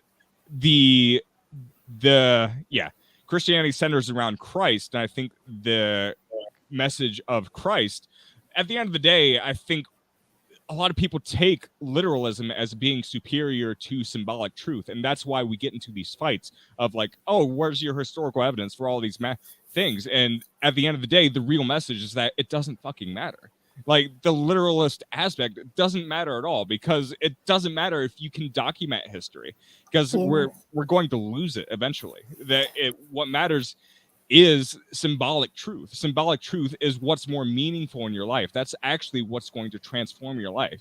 Not understanding exactly what happened during a singular day 2,000 years ago, or if you can document whether, they had nuclear technology 2,000 years ago. Who fucking cares? That isn't what transforms the most important part of your life, which is your spiritual life. And so, yeah, I really want to get I would love to talk to like a seasoned rabbi about the tree of life, because when you see a lot of these traditions, you just see that they're really just rooted. So, yeah. You got a little quiet there at the end for some reason. Oh, your cat. Sorry. What happened? Your sound went down. You got muted. Is that better now? Yeah, that's there good. You are. It was just my microphone. But Yeah, I would love. These are the symbols of 23 symbols of truth. Ostrich feather, we knew that one. I like the ostrich feather. Dharma wheel, little fascist, really, but okay, we let the Buddhist be. Mirror, depends on the person. And biwa, ancient Japanese culture. I want one of these. I'm for it. A dot, I'm for it. Mandala, this is kind of divisive. That Japanese one Ooh, and looked that's like not something just- naughty. Let's be honest. Yeah, that's the Sri Yatra. Which Come is on, scroll back to keep that going. one is the Sri Yatra. That one looks like it's for naughty purposes. I do want it. I want to play music with it. That's all I want to make with it. Of course you want. Interestingly enough, Yeah, can you read the one about the sweet pea? I'm Sure. doing a project right now where I'm illustrating sweet peas. I've been drawing them all day. Really? Judging Yes. by its name, you may not understand the association, but it is a rather interesting one. Sweet peas are known for their beautiful fragrance. Due to legends and stories surrounding them, they are linked to the concept of truth and strength. In some areas, it's even known to attract new friendships, and that the person carrying these flowers will be the reason that you tell the truth. Over the years, they have come to perfectly portray the concept of truth. I'm I going like to be that. honest, they look nothing like normal peas. Dude, they look way better than normal peas. Well, I mean, not as edible. Why? Because they're pink? That's the flower. Yeah, then Magenta- it turns into the pea pod. Well, but because it's a flower, isn't it? Like You're just jealous. of right, sweet you're peas. telling me I can get pink peas? Dude, the Malaysian how you Do spell you it? just not Malaysian. understand how flowers grow into fruit? Oh, this is just No, an no, I'm off-topic just like thing. wait, no. What I really want to do desperately. So all around the world, there's all these different kinds of pigeons, and I want to bring the You Malaysian. know, I was gonna shut pigeon- up. I just want to breed Malaysian pigeons wherever there are normal pigeons until all pigeons are like this, rainbow pigeons. You know what I mean? Think about it. Pigeons are gorgeous. Even Right, the how depressing is that? The peas city are green. ones. All right, fine. Sorry for getting my hopes up. You show me something pink and say sweet peas. Of course, I'm going to be like, whoa, they're pink. British I people like just your want, like, enthusiasm. Yeah. Yeah, I was just excited. You know, now, No, now they're I'm an beautiful idiot. All right, flower. They God, come in so many different colors. Interestingly enough, Andreas, someone had just mentioned the ostrich feather, and that was the one Number one bird that they weighed the soul of the recently disincorporated person. Oh. Yeah, that's that's- sorry. I didn't. I should have explained. Yeah, that was Yes. that was in the episode of Annihilation of Joy. The guy I keeps thought that's dying. where Kurt was going Yeah. with his. Let's zoom in. Here's the feather, and then here's your deeds. Now, here's the fun part. When you get it, so Egyptian mythology, as far as I can tell, is kind of like a seas pass kind of thing to go to heaven. Like you can get in pretty easily, but it's hard. You go there, you've got all of your negative deeds on a superficial level, and then your heart has to do a testimony while you do a testimony. Your heart could scream and be like, he's lying, he did all kinds of horrible things. But if you have a scarab beetle that they gave you with some certain charms on it, you could use that, and it would keep your heart from being able to speak. Your heart would be like, because it's in the dung beetle or something like that. So there's ways that you could get around it, but that would be your soul versus your, what's the other kind of soul? Because you have 3 souls, right? You have like an animal soul, like in the Golden Compass, right? Right, and then there's a ka. That's what I mean, the ka, right? And then what will happen is if you're good, you don't get eaten by alligators and jackals, which tear you apart, right?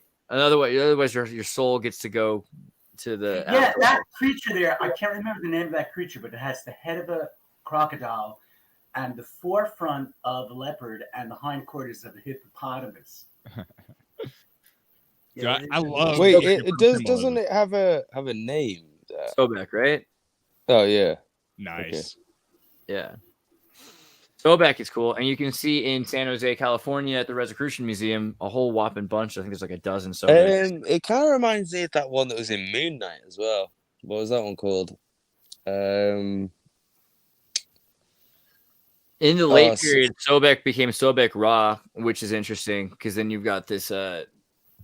This is probably a realistic creature that existed, right? If you really look into it, there were, because reptile birds and in between animals like this did exist.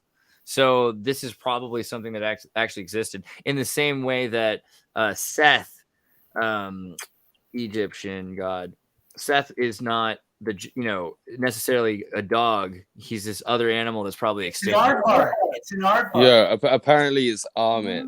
You're super convinced it's Arthur? Armit is the god I think I was thinking of. I don't know if that's I'm pretty sure Stead has the hand. wrong. It's Armit with AMMIT. I wouldn't be surprised if Arthur's Set. That actually would bring a lot of closure to me in PBS. Actually, right? He's evil. I don't know. All right, Look up Armit for me. Oh, how you spell it? I think it's AMMIT, or is it one C? Oh, okay. Amit. Is that the one? Hour It is, of isn't the it? Dead. There it is. There you go. I knew it. There you go. Well It's not done. from Moon Knight. It's Armit. 10 more points to the Rosicrucians and to Luke. The Devourer of the you. Dead, also rendered Amut, or the Ahamait, was a goddess in ancient Egyptian religion with the forequarters of a lion, the hindquarters of a hippopotamus, and the head of a crocodile. See, so whilst I might not know fruits, I do remember things from Moon Knight, all right? So not entirely useless. No, that's pretty fair. Yeah. Sorry, in my human design, they call my motivation guilt, which means that my whole point and purpose to my dharma is to point out what's not working to then have things work better. So that's just... Although, speaking of Rosicrucianism and the three souls, what we study in Rosicrucianism is the difference between spirit, soul, and vital life force. Well, what are the difference between spirit, soul, and vital life force? What does that mean? Well, I mean, I guess the best way that I would explain it is there's the difference between the part of you that is God, source, spirit, cosmic consciousness versus the vibrational energy that makes us alive versus like a secondary form of that. So like, we have our soul that we take with us, from incarnation to incarnation. And then there's, that soul is imbued with what it's connected to source consciousness. And then there's vital life force, which is just the energy that we're imbued with to be alive and conscious. So, more than humans have vital life force, is where not everything has spirit or soul. So what happens when we build machines that do, right? And this is kind of in the symbol even of the Rosicrucians. I don't know if I can find it off the top. I'm trying to find it. I'm talking I would about say that we can't build machines, like in that sense, according to the Rosicrucians, you can't build a machine that then has a soul, because you can't imbue a machine with... Let's try using ice. I mean, isn't that what the symbol is? Here's a picture of the Rosicrucian Collegium Fraternitas, which is they've built a living church, right? Isn't that kind of the idea, that they're manifesting the spirit? Like it's a shared spirit that's manifested. It's almost Shintoistic. Well, consciousness and spirit or soul are different things in that sense. Something that has consciousness does not, that would be more like vital life force consciousness, is where, being a piece of source consciousness is different than having consciousness. So we can't create soul because technically the word soul is the breath of God or something. I mean, maybe we can breathe someone else. We can take God's breath. The only way we can create soul is by making the love. Correct. Interestingly enough, this is really on point, because as a Vaishnava myself, I practice pranayama, which is a yoga based on the fact that all of us share the breath of Brahma, the creator. Okay. Tell me what's the world with no soul. And check it out. I've actually become so much more psychically proficient and have ridiculous intuition and had premonitions in my dreams. And, it's not a technology of yoga recommended for everybody, but, for those of us that are prepared to get clairvoyant, it's definitely a boost. It's like a jump start. Absolutely. Oh, go ahead. Yeah, I was going to make a commentary on the word yoga, but please, I'm joining late, so I'll go second or not at all.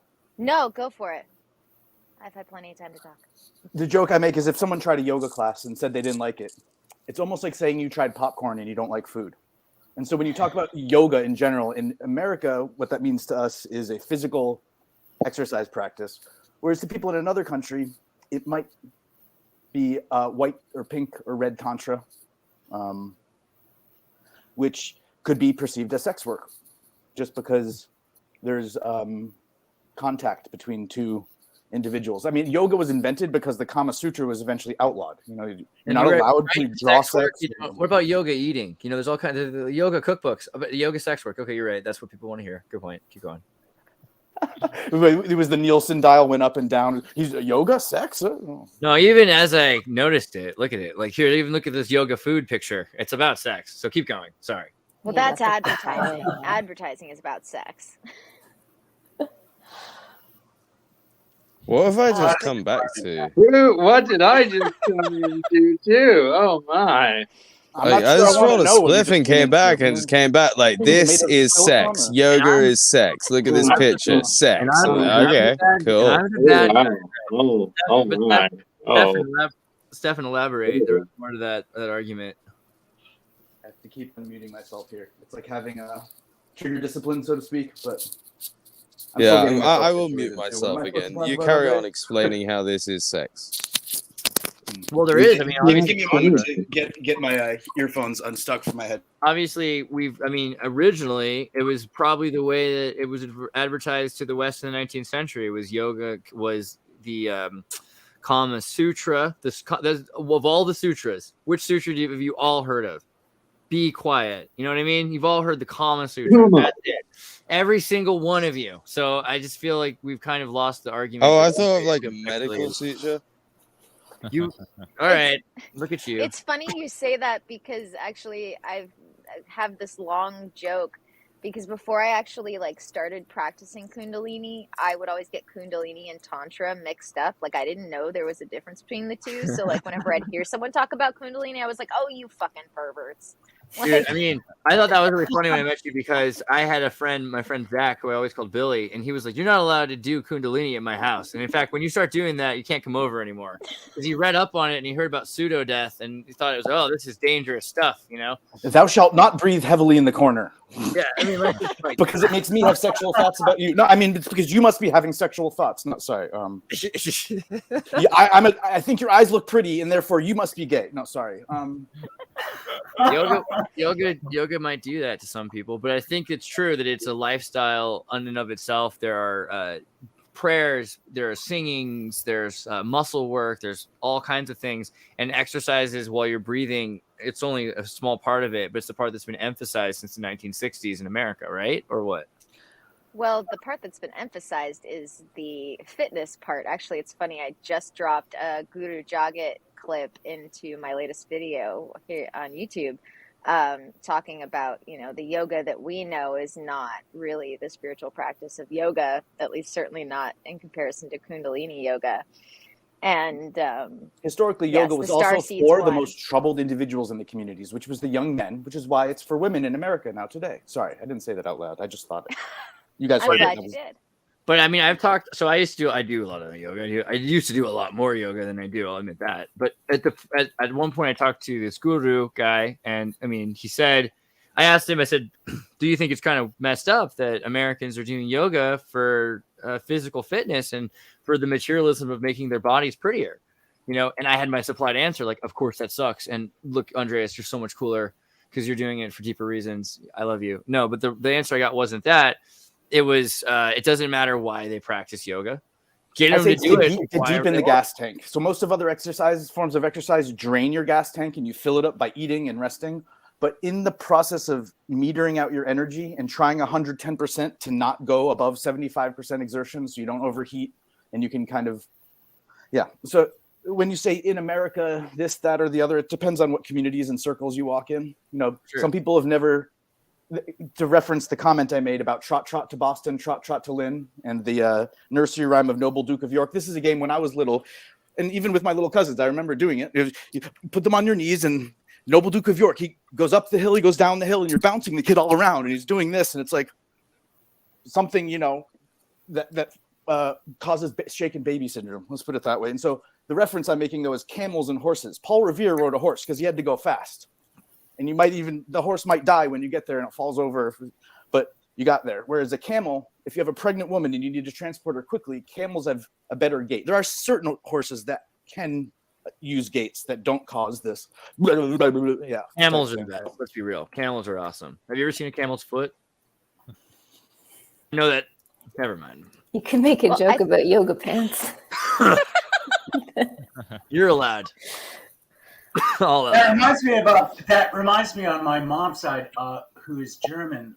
We had this thing with little kids who were bouncing on the knee type thing, and there was like a chant or a poem, and it goes Shaka Shaka Heide, Felder in the Heime, Felder in the Busch, Felder in the Rheine, which means we're shaking the baby up and down. He fell out of the bush and into the Rhine River. Sounds about right. No. Into a Hitler Youth fucking thing. Well, not necessarily. It goes back older. It's even older. That's the thing. That's like sort of like really acclimating a child to trust. Well, and what does a culture do? It identifies its weakness, turns it into a weapon, and then uses it against its enemy. So that's why people from Boston sing those songs. Well, and that's literally what I started saying. It started this whole thing off saying was that, they take something that we're already doing as human beings and then they psyop it on us. So like with yoga, they took the ego that was already developing and associated, yoga with ego rather than decalcifying your pineal gland by chanting with it. They got everybody to just shut up and exercise rather than doing any why do you think other people have that perception? Is that based on your own experience with it, or? Yeah. Okay. So you realize other people's experience with how they found yoga and when they found it and what it did for them might be very different. No, I'm saying the norm. Like, what is normal? There's a difference between what is normal. I don't think most Americans experience is gender binary normal? Yes. I think that's yes. Well, then I don't believe in normal. That's fine. It's an empirical fact. I like circles and triangles, but the point is the same. That around America, I don't think most people are finding yoga because of the most esoteric reasons. I mean, this article proves it around not just America, around the world. Look at this female section of Daily Mail. Would you spice up your sex life with spells? Mom of one reveals how she healed her struggling marriage with sex magic. This is beyond yoga. This is straight back to magic. Sex is the way that in physicality, the idea of being loved, I think maybe even more broadly, is why we do a lot of things. Well, how did Stella get her groove back otherwise if it wasn't sex, magic, and yoga? Yeah.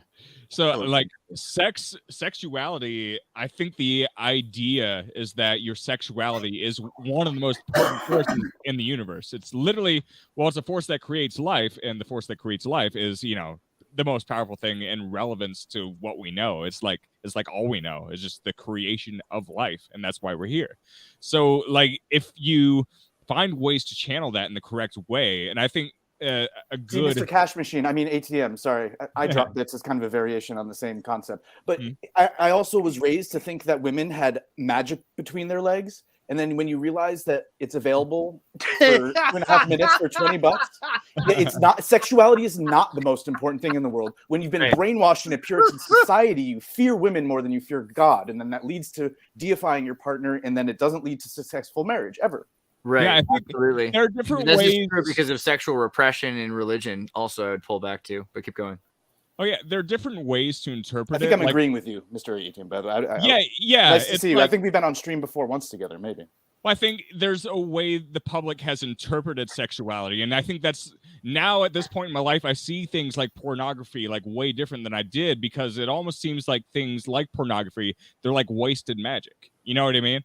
When you say the public perception, again, it's this idea that, which is that form of speech. I wish I could abolish it from my.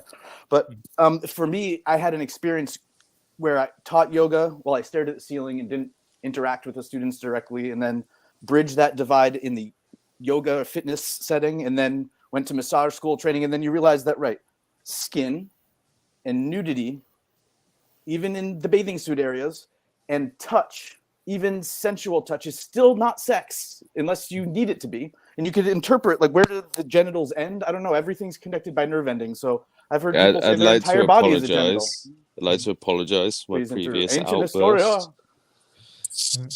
I'm sorry for laughing so hysterically. It was just the point that you said women had magic between their legs. I couldn't contain it anymore. Thank you for laughing. No, really. A lot of times on this channel, it's such a quick back and forth. No one actually laughs at the jokes, but we've got enough of us here that. Oh yeah, no, that destroyed me. That one. Wait, they don't have magic between their legs. That's not the portal for life. The belly button is. It's called the pleasure canal. Who called it the? I didn't expect this. You know, it's 3 a.m. here, but it's great. It's great. I hopped in late. I'm trying to play catch up. You know. Oh no, it's all good, man. You do you.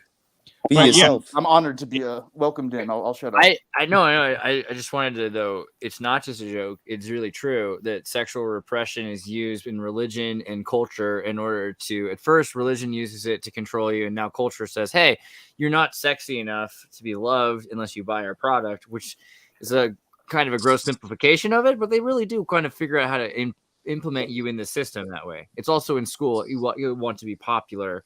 But it is a corporatist solution. Like, how do you get someone popular? Well, they have to learn how to find sugar for the anthill creatively on their own in ways other people can't, so that they're an asset, right? And sexuality. Catch more flies with sugar than honey, or sugar than vinegar. This is why I think everyone should learn to be alone. And I kind of think how churches, in one way, had it right. You know, and they like tell priests not to get married. I feel like that was actually, they were a bit on the money with that one, because they it were was the just only like, ones who lived past age 40. no, but it's just kind of like, mate, you've got a duty, and like I kind of get it. Like, I've had relationships in the past where I genuinely thought like, oh yeah, I can't wait to have kids and like settle down, and like, you know, if I'd have actually lived that life, I'd be in a living nightmare right now. And I just think I let both my siblings go first with the marriage. So and that having nobody has sex and then they rape the kids. But there's no better example than a bad Jesus. one. So, you know. But I just mean like, if you know, if the opportunity's there for you, then you're gonna go for it. You know what I mean? Like, Yes, so they're gonna if go for the children every time. Is that impulse control or?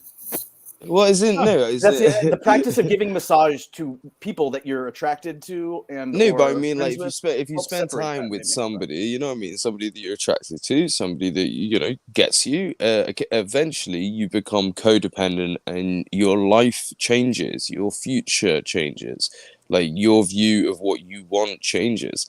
Whereas when you're completely independent, if you don't have that exterior influence, who you want to be and what you want to be is kind of undiluted. So I think that Is it Tupac Shakur, Machiavelli? Is that you? No, sorry. but you have to be able to mix that, don't you? Like, obviously we are living a human life, so you have to be able to say, well, I should indulge in some of the human things, which is the argument between lower and higher consciousness, isn't it? The lower consciousness is the animalistic wants and needs, and the higher consciousness obviously above that. So I think, you know, it's that wrestle, isn't it, between who am I?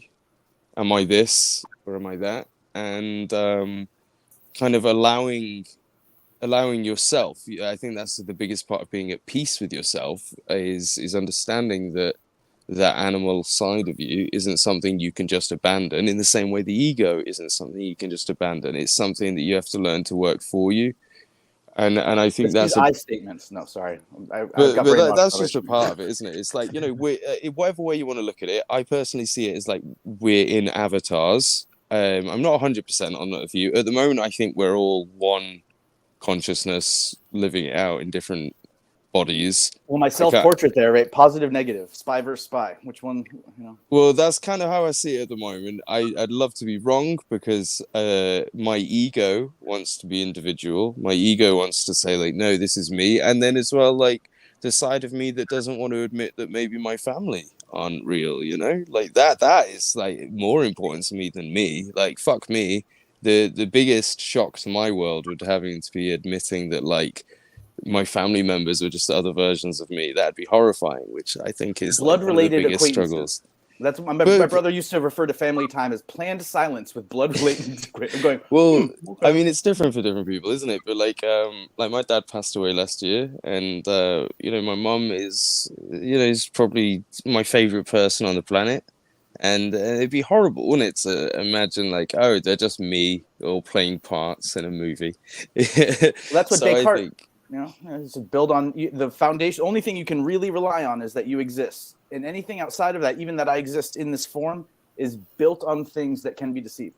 It might be worth, I mean, we're at the 2-hour mark, but like, because I can't help myself, and you brought up monogamy and Tantra, essentially, there's this idea of monogamy associated with magic, and that's only certain sorts of magic. Actually, a lot of the time, the idea of possession and demons spreading through polyamory is something that you're warned about in a lot of magic as well. Even before diseases, people were worried about demons. Yeah, So- I got groomed into talking about polyamory because I was following Aubrey Marcus, and he, Right.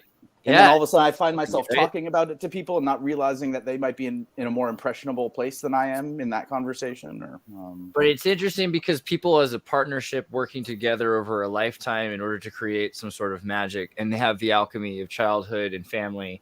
I mean, these things that sound super square and conservative are also super woo and out there, that we're using alchemy. and I love Aubrey Marcus, by the way. Yeah. Anyways. Little culty. But But Tantra, as far as offering some sort of educational thing, maybe again, only 15 seconds, but you hear Tantra. I actually love Aubrey. And you as hear well. you hear like, ooh, icky sexual energy, but there's white Tantra, pink Tantra, and red Tantra. And in certain places, again, when you start defining it beyond yoga, it's like white Tantra is from the neck up. So you're focusing all this energy and recycling it here. But if that's how you live, like Shakespeare, Victor Borg said, from here he was a bust. And then pink Tantra allows that energy to go down maybe to the creative center, and then it might escape to the root chakra. But, you know, red they're Tantra, in a movie, you know. red Tantra is like grinding your hips and like vocalizing and purposefully channeling that energy without contact, potentially. Is Bernie still in the bath? That's a long bath. I don't know. Well, we're at the 2-hour mark. Let me say goodbye to you guys. It's been really great that you've been here. Oh, wait. thanks a lot, man. Thank you. 1 second. M Fisher for 10 euros. Wow, I do like euros. Are prettier. Hop, Reitzer, wenn wollt, dann schreit fort. In den Graben. Fressen in the Raben. German tales and rhymes are often very morbid and dark. Much love from Cologne, Germany. Sorry, I butchered that. We're definitely not in the bath and fully dressed, all right? Whoa. Yeah. That's a full conspiracy. I feel like that's how Quibbler should be dressed on stream. 40 degrees. Negative inside. 40 degrees. Well, it was lovely to meet you all. Canada sucks. Let Likewise. me Okay, Canada conclusion. It's too freaking cold here. make sure you check out Ancient Historia. Luke's channel is here. American Time Machine, Kurt's amazing music that you have to listen to. Stephanie Scott, I think greatest artist on Instagram as far as I'm concerned, and you're changing the world. Yeah, I like that Justin Trudeau has to walk by your symbology. That's powerful. Keep doing it. That's awesome. It's like smoking a real cigarette instead of an e-cigarette. It's retro. I call it real, so like a real artist who uses like media instead of a computer. Yeah, Spot on. you're like an actual cigarette. That's a line, Stefan. Ooh. But and Blackwood, holistic, balanced Blackwood is the way I recall it. Balanced Blackwood, and you should definitely subscribe. She does some pretty awesome videos. I'm pretty interested in some of the magic stuff you're talking about, and as well as the Rosicrucian and the spiritual war on language. Man, you're talking about so much stuff. Really underrated, amazing content right here. So guys, go subscribe, guys and gals, and everything in between. Circles and triangles, go subscribe and listen to the latest video on starseeds because you might be one. If you're here, chances are. Well, that video is actually about how you're not a starseed. I hate to break it to you. The whole point of that video is that you have just as much of an important mission on this earth, even though you're not a starseed. You're I like just a that. soul extension, but that's just as good. I'm a big fan of that. Because That's we a get wild real up in Dante. this shit. I learned this about in Denmark that you are Do, not. do you have a video on how to tell if you're a god or not? No, not yet, but I God guess I being a could. human? God. And yeah, is there anybody else I'm missing that you guys want to share some? Like Kit, I love that you're here. I know that you were silent. We need to get your microphone working so we can talk about the gypsies that live in America. Alabama. Yeah, bring me back to that conversation. In Massachusetts, there's a place called Ipswich. Oh, sorry, Ipswich, which apparently is a alternate word. Like IP switch is a instead of GYP or EGYPT. So. Gypsy. Oh my God. Never thought about There's it. something called the Ipswich Fright. If you want to look into interesting Massachusetts history you've never heard of, but the Ipswich Fright. Anna Day, is kind of the opposite of Afro, Florida. do you have a link you want to share with anybody? Just my art site, which is QUE N as in Nancy YAN.net. That's the gallery of my art and my writing. QuenyaAI.net. Like that? QUENYAN.net. That should bring it up. And there's a guest book if you feel so predisposed to sign that you've been there. Did it wrong. QUENYAN.net. AN.net. There you go. Figure it out. Send it to me. The Queen of Yes, please send everybody go. Everybody go and sign the guest. I'll put this in the description as well, and make sure you check out Crypto Alchemist, Bernie. And I've never had something to promote, but I just signed up for. I made my own Twitter account. I've been tweeting out little bits and dropping bits and of information. There's a tip function there, so my only job necessarily, if I get enough patronage through the Twitter account. I'm not sure everyone has that feature. You might have to update the app or go digging for it. But hey, look, I don't follow. You got to add an Ethereum instead of stepping on the YouTube space channel with income, I'm in it on a different platform. And if you want to support, if you like the tweets that are there, you can not send any money, and I'll probably keep tweeting anyway. Legit. Well, all right. I love you guys. Thank you all for being here. And we love you, Xirtus. We love See you later, guys. It's been certified. I was just afraid that my internet. This next story has been suppressed by mainstream media. Let's go to Andreas for more. Everybody, tune in to Recent Tartarians. Recent Tartarians. Recent Tartarians. Hello. Welcome to the Xirtus. Tune in for another exciting episode of wonder, imagination, and discovery. Этот феномен образует всеобщие закономерности, определяющие законы классической физики для нашего Sometimes I мира. look at the moon and just think, your skin's beautiful. Baby, when I met you, there was peace unknown. Что касается энергии наномер, то она превышает ядерную в немыслимое число раз.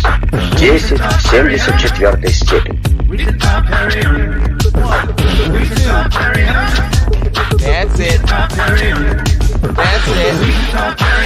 That's it. With your arms now. That's it. That's it.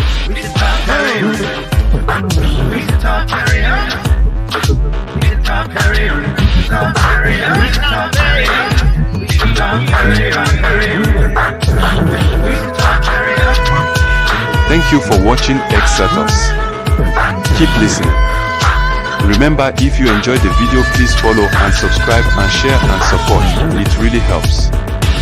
Coming up next, Xirtus. By the way, that's gone. If you didn't record that, that's gone forever. It's gone.